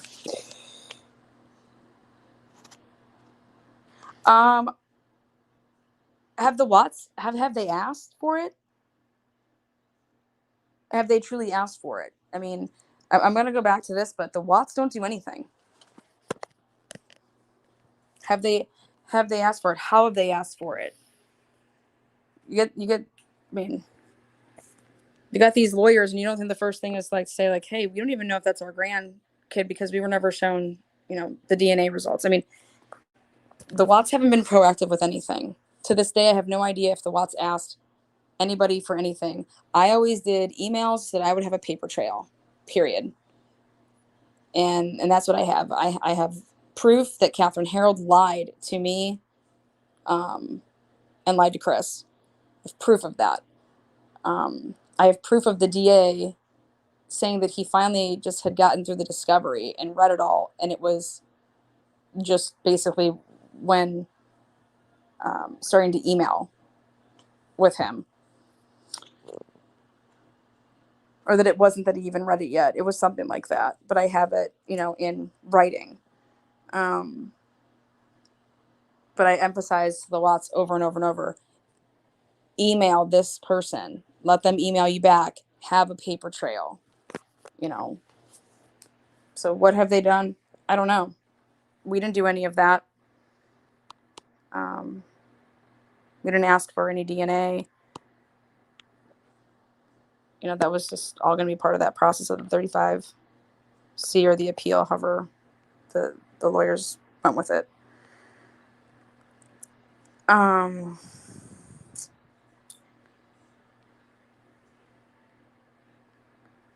Trying to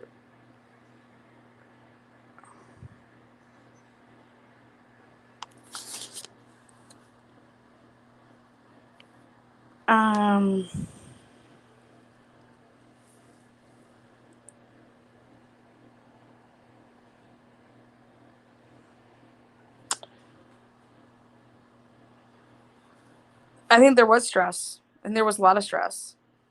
A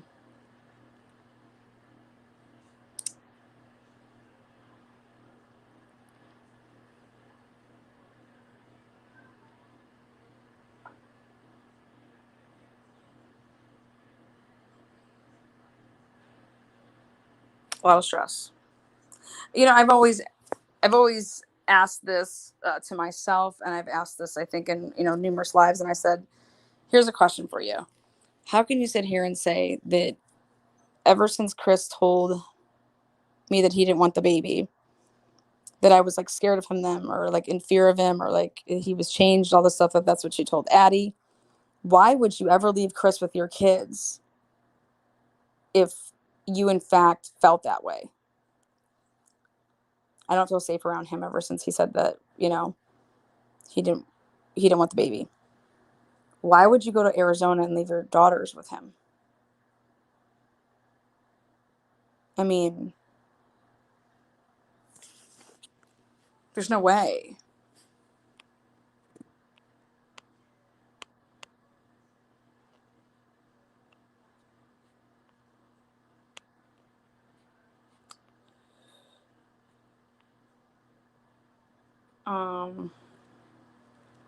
And it was too nice of a person to carry on like that towards Chris. I disagree. I think that she made it known, like, I can, it was more of like a don't talk about certain things, because then the police aren't gonna react the way that you want them to. You can't say, yeah, Chris or Shanann was planning on leaving your ass. We all found out in, Arizona. We know the girl, um, all this stuff. And then the police are gonna be like, wait, she was planning on leaving, so maybe did she leave? You know what I'm saying? Like, that's what's going to be the hiccup there with talking about that, if there was plans to leave. So that's why they could not talk about that, in my humble opinion.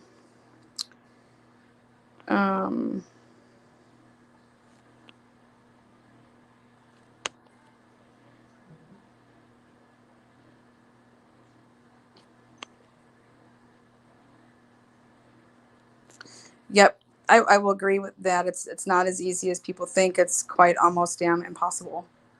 But that's actually something that I asked KK about. I said, hey, how did he get the body? How did he get Shanann into that truck? I said, have you ever tried to carry a dead body? Dead weight like that? I said, and there's this camera. And, it's just a coincidence that you can't see, you know, you can't see anything. But and then she said, yeah, he said that he took something from the garage. It was like a tent, like a bin or something. And he put it up next to the truck where the door is to, like, aid in it, so that he laid her on, like, think of like a tote downstairs. Now put it up so that it would be like even with the floor of the door, like the edges of the backs of the door, and then he'd like use that to like then prop her and then guide her in that way. And I'm like, what are you talking about? This is what KK told me. And I'm like, oh, is that okay? Like, I was just like, yeah, okay. But she was being dead serious. He wanted a new life. That doesn't, just because you want a new life, that's not motive to kill. No shit, he wanted a new life. I wouldn't say like a new life. He just didn't want to be married anymore to Shanann. He wasn't happy.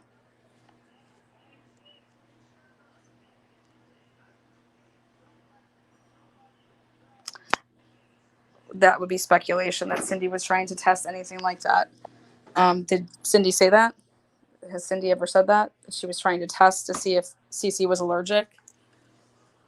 No, those are.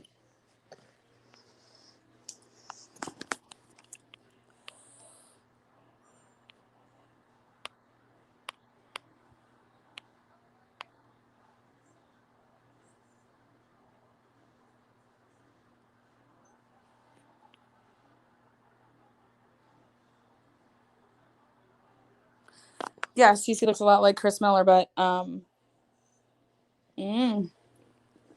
maybe Shanann said that to him when she got home. Oh, and this whole time, if you think that Cece's yours, she's Chris Miller's. You know what I mean? Like, um, you know what always stuck in my mind is this comment.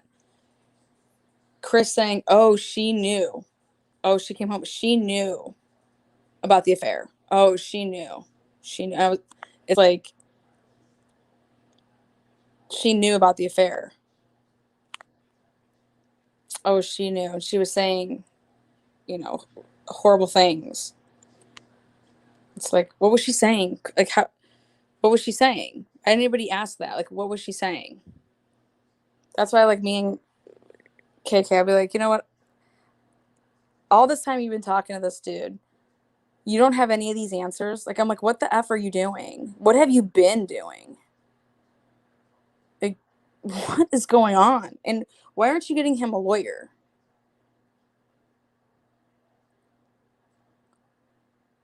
Well, that's right. You weren't doing anything because he wasn't telling you anything.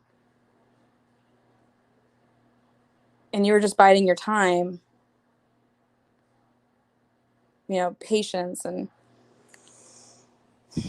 just whack-a-dack shit.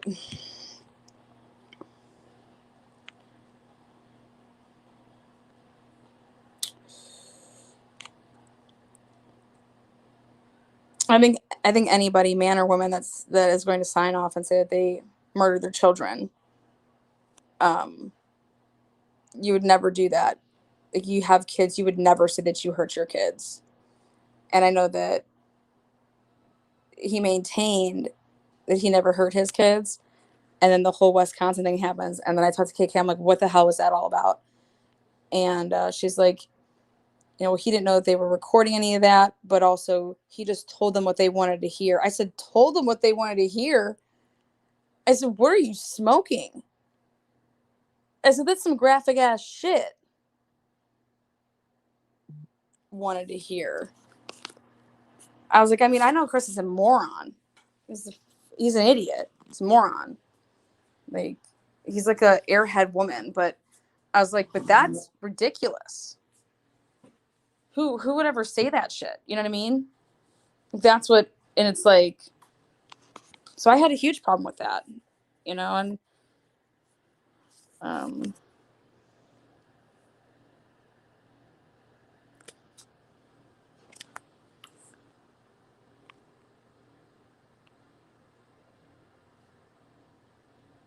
Lana, put your sunnies on. It's bright. What's that mean? Oh, some shiners in here. Let's face it, Chanel House was very self-centered, but that is I'm not excusing anybody. In my opinion, Chris is right where he belongs because, like I said, anybody that's going to, like, ever, there's no way in hell. If you didn't do this, you're fighting. A narcissist would even fight this, You have, it's just, woo. But I do believe he's not going forward for a reason, whatever that may be. And a guessing woman, an educated woman, I'm going to tell you it's because of his father. Because that was his trigger. So if you guys think that Chris Watts protects people, well, don't you think he's going to protect the most his best friend, his dad? You think he wants his dad to live the rest of his life with what would come out?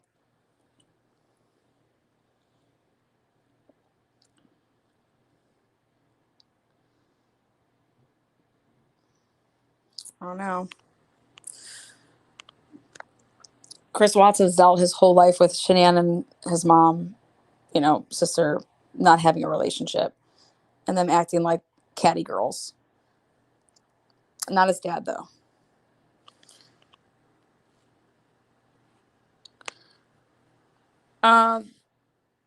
They were definitely late on the mortgage. I did an episode about the money, follow the money.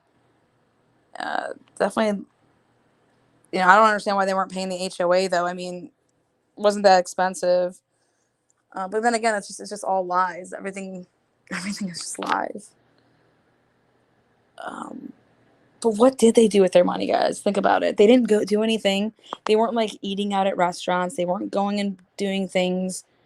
I've done the math before, and the life that they live is actually a very boring life. The kids, yes, they were enrolled in Primrose, and yes, they had a high mortgage. So $5,300 a month, you can already just throw out the window because that's for the mortgage in Primrose. Then you got your cable bill, you got internet, you got cell phones. You're paying off some credit cards, But what did they do? If you think about their life, they didn't do anything. Unfortunately, sad. I mean, they're going on these Thrive trips, and what are their kids doing? Nothing. All these questions. I'm just saying, like,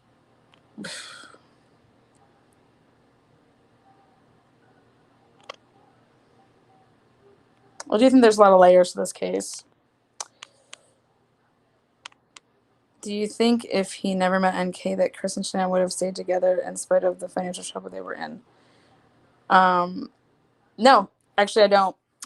I think that, why did she go to North Carolina for 6 weeks? You can't sit here and tell me that Shanann Watts wanted to be in North Carolina for 6 weeks. It's just, I'm sorry. Nope, and nope. But regardless if NK comes in the picture or not, that's 6 weeks of, he's in Colorado, she's in North Carolina, and it's 6 weeks of what?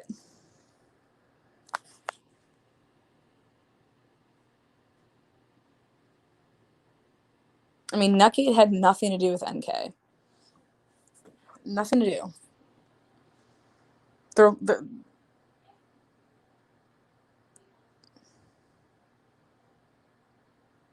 baby does Shanann know way earlier than we all think about NK? No. She was the one that was spiraling.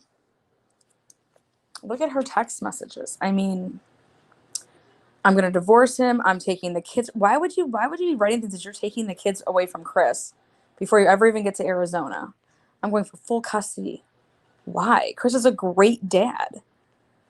Why would you be going for full custody of the kids? That's what a spiteful person says.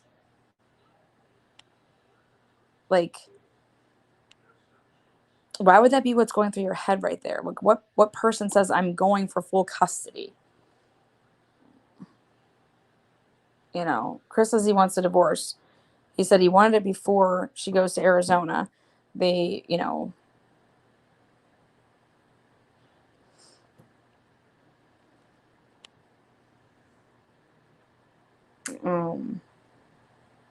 I'm going for full custody. Why?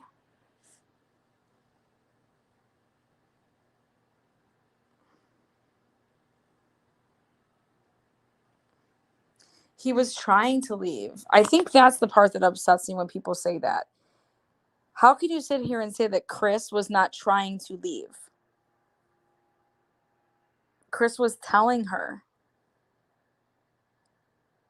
But then, Rourke wants to just point out, oh, that he wasn't, that they weren't going away to Aspen. That's what Shanann wanted to do. And he was like, no. Like, of course, when someone sends you a link, you look at it. That doesn't mean that he's like, yeah, did you book that trip yet? Um, with what money? Going to, how expensive Aspen is? Groupon or not? August or not? Like, I mean, I know that I wouldn't go to Aspen in August, but whatever. I mean, that's just like Shanann was so out of touch with reality, and Chris just didn't pay any attention. So, he's just along for this ride. And at some point, when someone's gonna say like this man is paying attention to detail, no, he's not. None, no. He's over here telling Coder that, oh my God, Shanann's so good with money. And yeah, we get a bunch of money back on our taxes every year. I don't know how she does it. It's like, wait, what? Oh, she is? You're getting a bunch of money back? I mean, he just has no clue. None. He just does.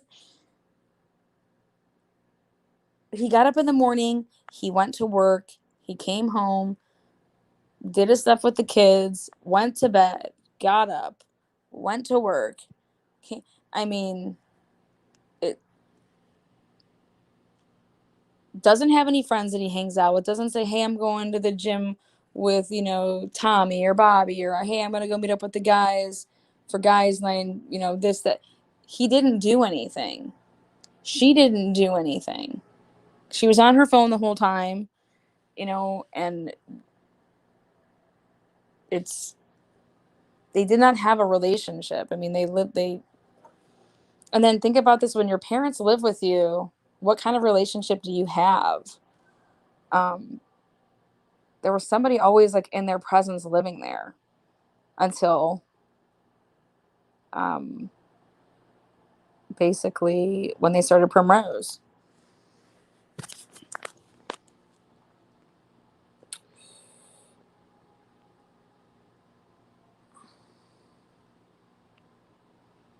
Thank God for NA and Nate.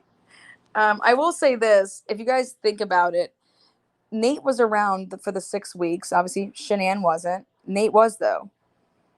He's nosy. He saw and noticed that the car wasn't being parked where it was. I'm sure his camera picked up on things. Hello, when you're going to be walking across. So Nate knew something was up. Knew something, but didn't know what, and then kind of probably put 2 and 2 together. But Nate also lied, acting like they had fights. I mean, just stupid shit. Like,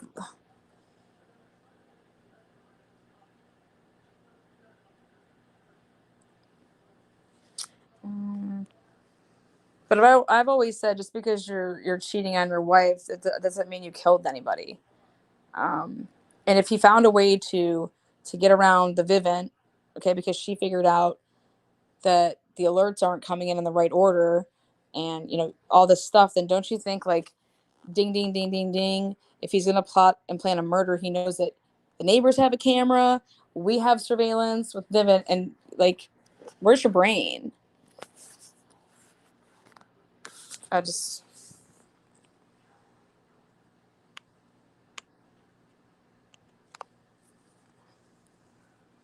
mean, think about this. Think about, why is Shanann even looking at the alerts? What the fuck is going on? I want justice for them too.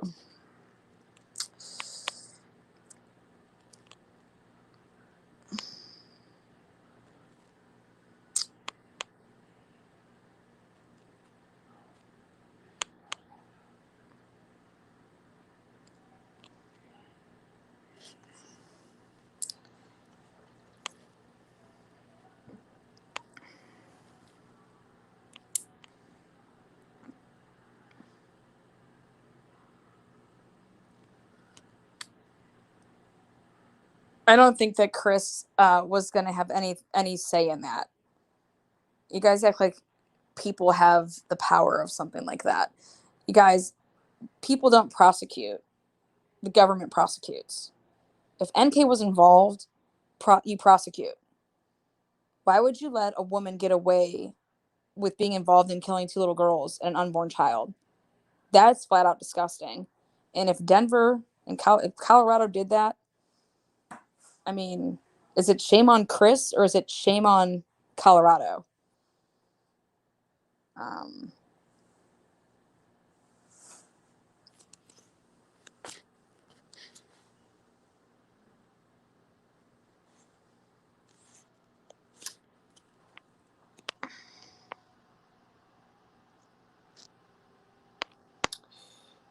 um, well, you get some good sleep there. Yes, they were behind. If they didn't pay August, because they didn't pay June, July, August would have been 3 months. Thrive is really expensive.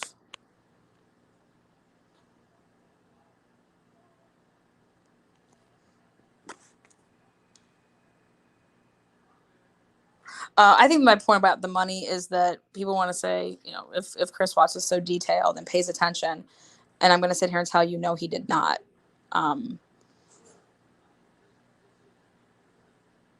He did not. It's just that simple. Or then like he really did. And he's just letting Shanann lie to him, and just letting him and his like. Chris was starting to say no, and it wasn't going over well. You know, it just.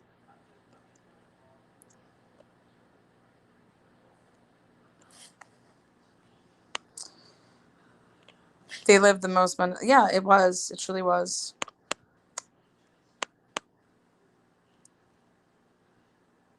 Oh god, it's getting late, so it must be getting.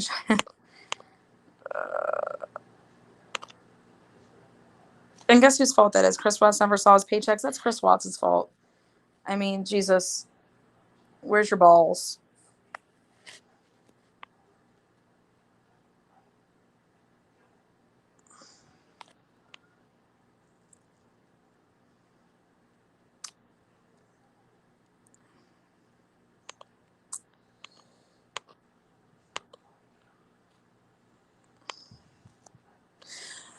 She was a ticking time bomb. She was, and that would do with, you know, your hormones. You're pregnant. You guys, she was pregnant. Think about this. She was pregnant. She finds out, like Cassie said it. Her fear came like she feared that Chris West was cheating. He was. They find out. Well, hello, mate. Where'd you guys go, mate?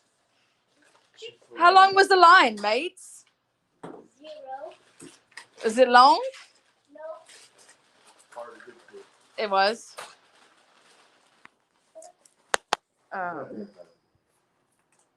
You made it, mates. I get that full custody means more money, but you can get 50-50. They go off of what you make. Shanann's not making anything compared to him. So it's just to be screaming and to say I'm taking full custody. Like it's not a good look. It's not a good thing to say. It's a spiteful thing to say, and it should just tell you that if that's going to be the first thing that comes out of a woman's mouth like that, you're going to be dealing with one like that's going to be one nasty ass divorce for the rest of your life. When you marry somebody, you don't care if you get divorced, you got kids.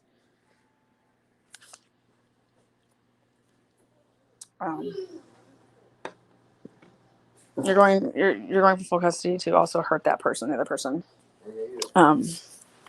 There's no reason to be saying that when someone's that type of a father that Chris was, and she shouldn't be wanting full custody because, like, it's just she didn't have the kids. The kids were always, you know,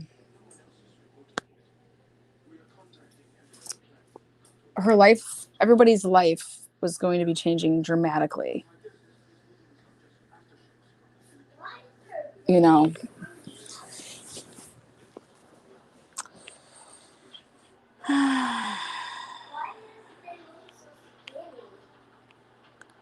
There was not. I asked Chris about that. There was no CPS case that he knew of, that they knew of, that nobody knew of. But once again, Chris didn't know much. So I just think asking him that is just like, woo. Where's my bag at? Oh, can I steal one of those from you, buddy? No. I believe that's too in there. No, the new one. The new one? Yeah. No. I meant like one of your Chick-fil-A nuggets. Those look... Oh, no. Okay, I can't. Okay, you can have them all.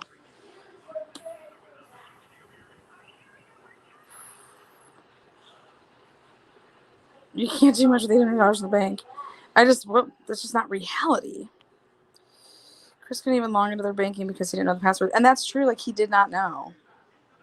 He didn't know.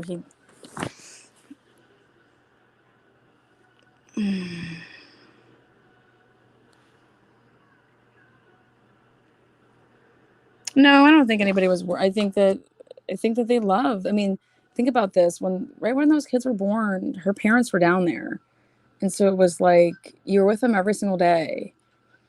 When her mom and dad were living there with them, and I think her parents, loved them so much. I do. I think,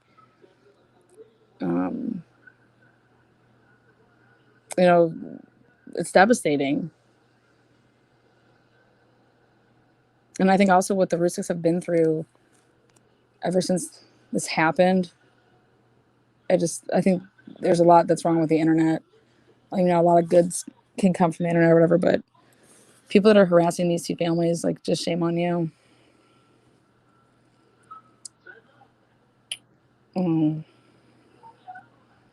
What does it bother anybody if anybody wants to have a GoFundMe? How is that hurting you? Who cares? Mind your business. If you want to donate to it, you donate to it. If you don't, you don't.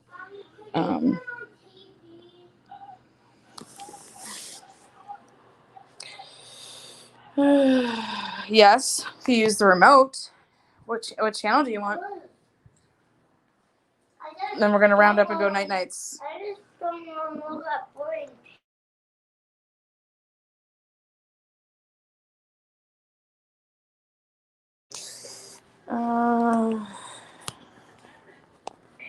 I do think he had been completely manipulated. I do. Once again, who helped him realize that, though?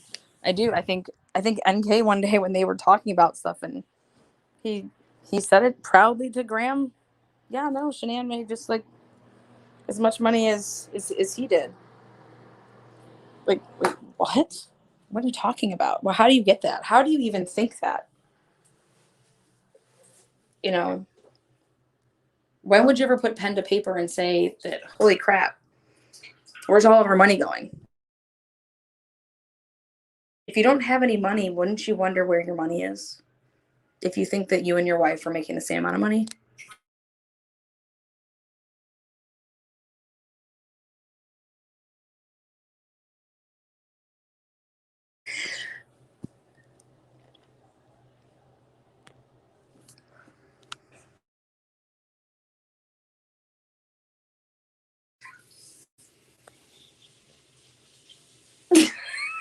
I bet Nate was in contact with Shanann. New Orleans lady, what? That's gonna get a what? Hey, Shanann, check your Vivint. Your Lexus is parked outside, and now I see your husband's got camo on, and he's evading, he's eluding, he's trying to dodge my cameras. Don't worry though, I have night vision on.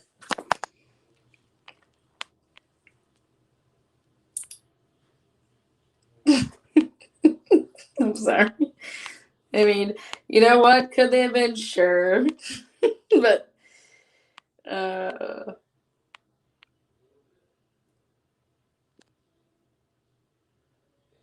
could you imagine that? Can you imagine not knowing that you're behind? Like, she couldn't hide the mail anymore if she's gone for the 6 weeks. So Chris would have been getting all the mail. Or wait, maybe NA was supposed to be hiding those bills. I don't know. I mean,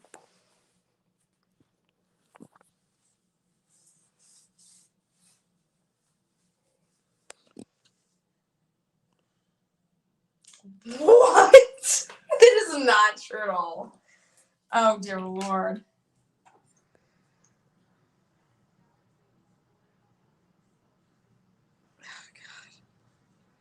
Lana, do you believe there was a connection between the Kelly Turner Gant case?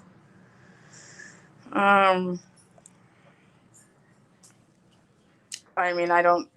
I question. What'd you say?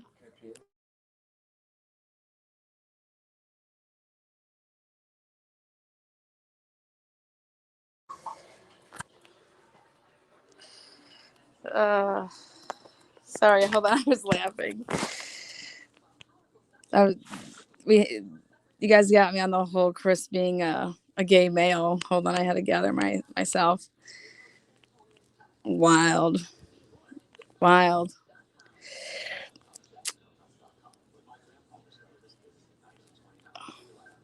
Yeah, I think that it's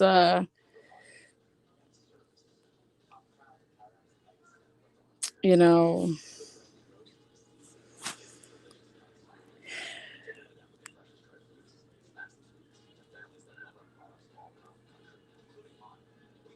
I think Shanann just made a lot of tales up. I think we've all seen that.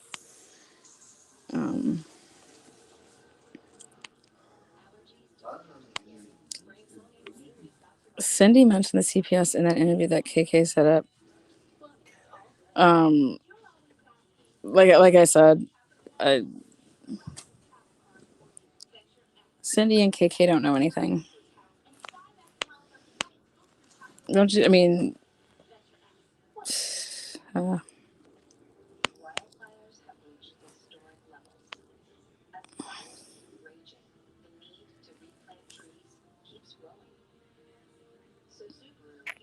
I think there was a plan though for them to be staying in for my talks with Ronnie, that they were going to be staying, in Colorado. That they were both working there. They had a job. They had jobs. They're paying $1,000 to live in that house too.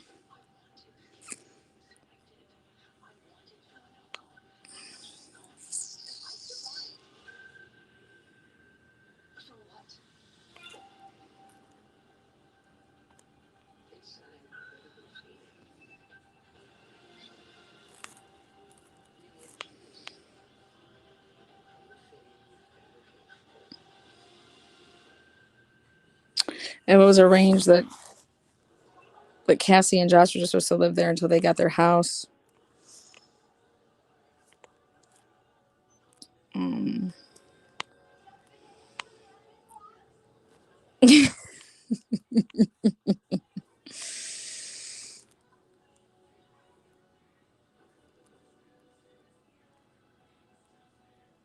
these trips. Yeah, I mean, hey Nate, can you go on over and water my grass? And while you're out there, make sure you grab the mail so that Chris can't see all of our bills. Thanks, Nate. What? Oh.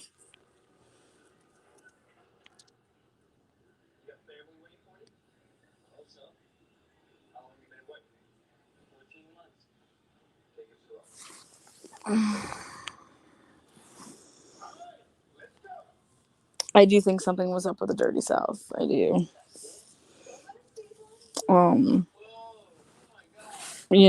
Where'd Shanann get all the money to buy that house in North Carolina?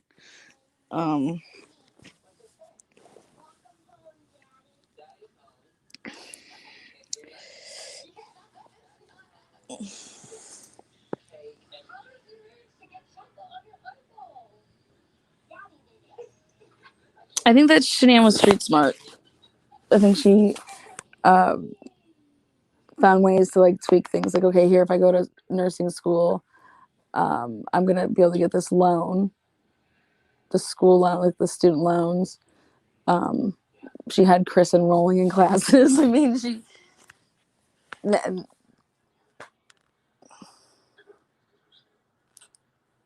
I think she had a little hustle in her.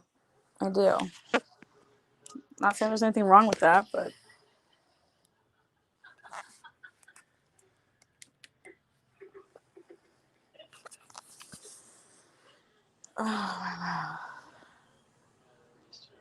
I do believe Shanann got away with saying that. Yeah, but I think that there was multiple people in on that. That's why, like, they couldn't. I mean, shit. If you want Gina's theory, Gina said that she talked to the guy from Dirty South. That's what she told me, and I'm like, you did what? You're talking to the guy from Dirty South? Oh yeah, I already did. And that Shanann was like blackmailing him. I'm like, what, Gina? I'm like, Jesus Christ. And you want me to believe these people? Yeah, and Gina's like, yeah, she's blackmailing him, and you know, that Escalade wasn't hers; it was in his name, and then she wanted Chris to Jimmy rig it so that it blew up. I mean, I'm like, y'all want me to believe this, right? And that Chris was like, no, I'm not going to do that. Oh my God, I hope not. Jesus. It was just nuts. And I had to just tone these people out. Like, just, then Gina's telling me that Jim lives in Wisconsin. He was coming in town and visiting, and he was staying with NK. And I'm like, what? Yeah, and that he was at the airport, and that he got interviewed by the FBI, and that the FBI was like, oh my God, you're never going to believe who was on the cameras. And that Jim overheard that it was Sandy that flew in.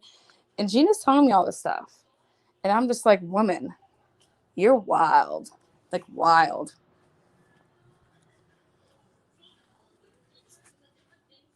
Like, tell me Jim doesn't live there. And I come to find out, I'm like, Jim lives there. Like, Gina, what are you talking about? Just lies. Like, where do you get this stuff from? Who told you this stuff? I'm just unreal.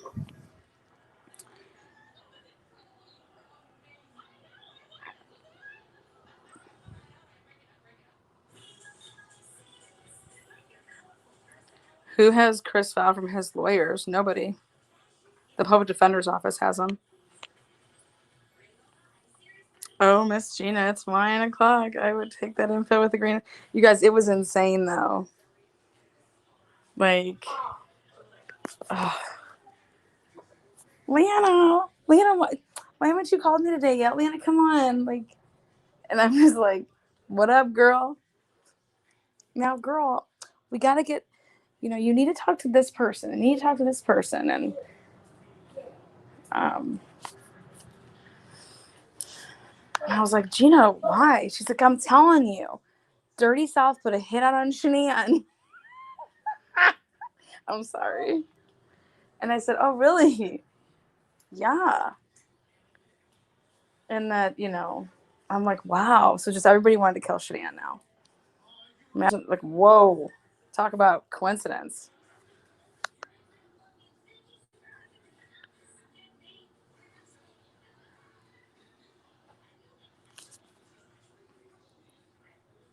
Yeah, and then wasn't like NK on some like flyer or something? Her picture was on like a flyer. I'm just saying, like, this is all. Oh boy.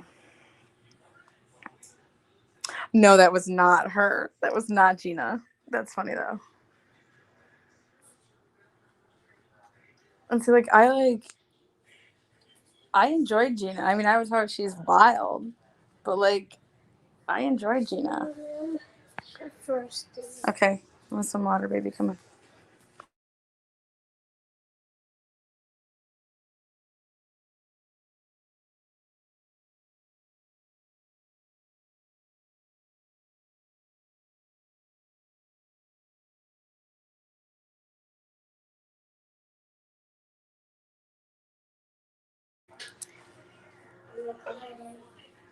I think Chris is content where he is. Yeah, you know, he's got the Lord. Let him be. You know. Um.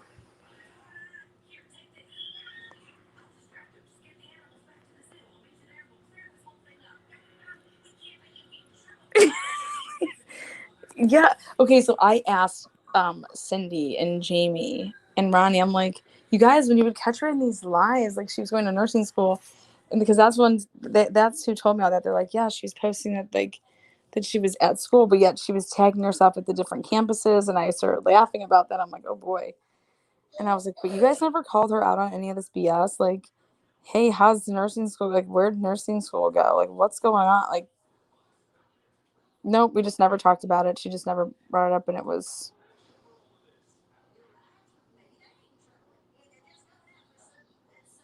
And you guys know, like, that friend that you have that just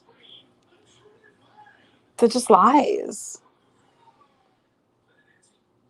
That, but you wonder, like, why? Like, no one even asked you. You're just telling us this stuff, like, but nobody asked you. Like, so there's really like no reason to lie because we're not like asking you questions. You're just putting it out there. Like, you know those friends? Come on, you guys are like on your Facebook at night, and you're like zooming through Facebook, like looking at people's like posts, and you're just like, oh wow, here's Karen, you know, saying that she's saving the world again, and girl hasn't left her couch all weekend.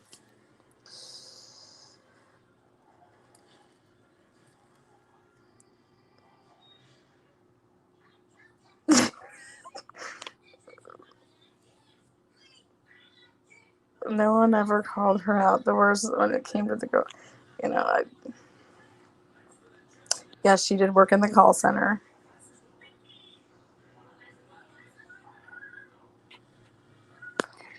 I mean, I did do some recon of Dirty South. I inquired to buy some rims once. They were really attentive to my needs. I had you know, you guys know how I roll undercover.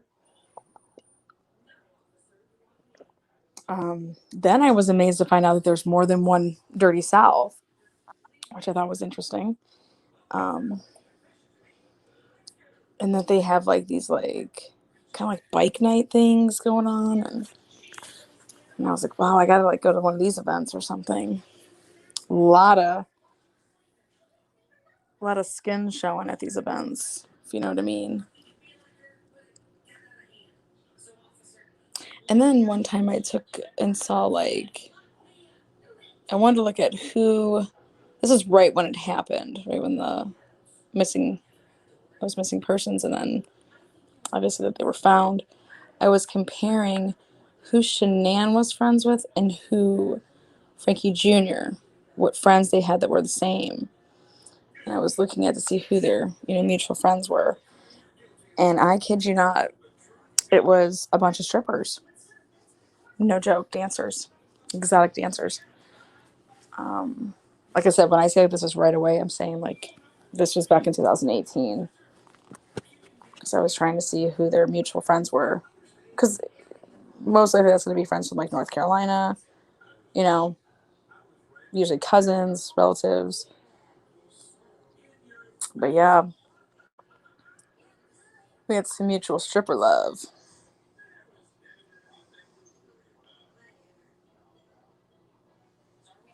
Yes, that's what I heard too. Yeah, I will. All right, guys, I'm gonna wrap this up. I'm gonna um, we'll do another one where actually you guys give me your theories.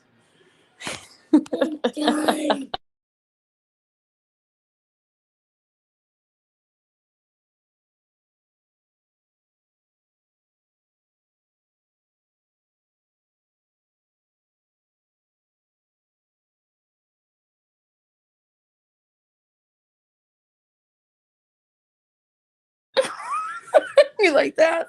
Here's Karen saying that she's saving the world again. Girl hasn't left the couch all weekend. You guys know what I'm talking about, though. Oh gosh.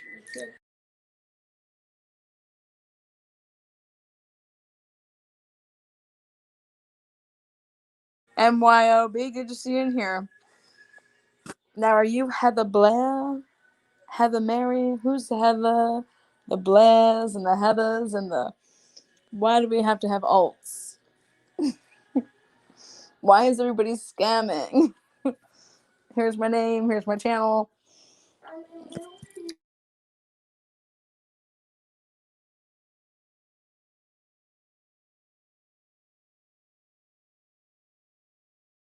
Thank you, chat.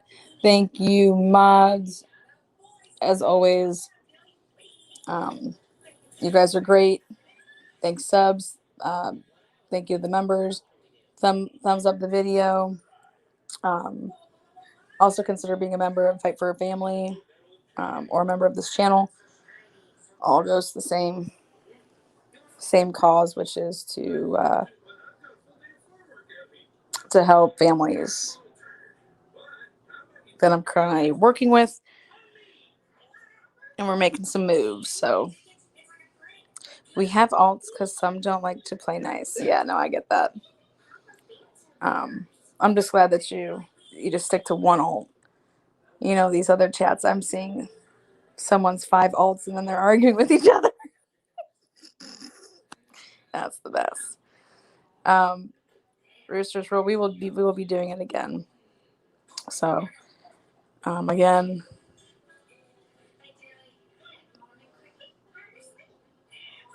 Buffy, you're not blocked, but I guess Buffy wanted to make that known. And that's Ludovica Bibiani right there. You're good people, great live. Thank you very much for that hot ham radio coming in. Here's another one for you, Johnny. On my other account, oh, I blocked you. I have more questions. Oh, we'll do it again.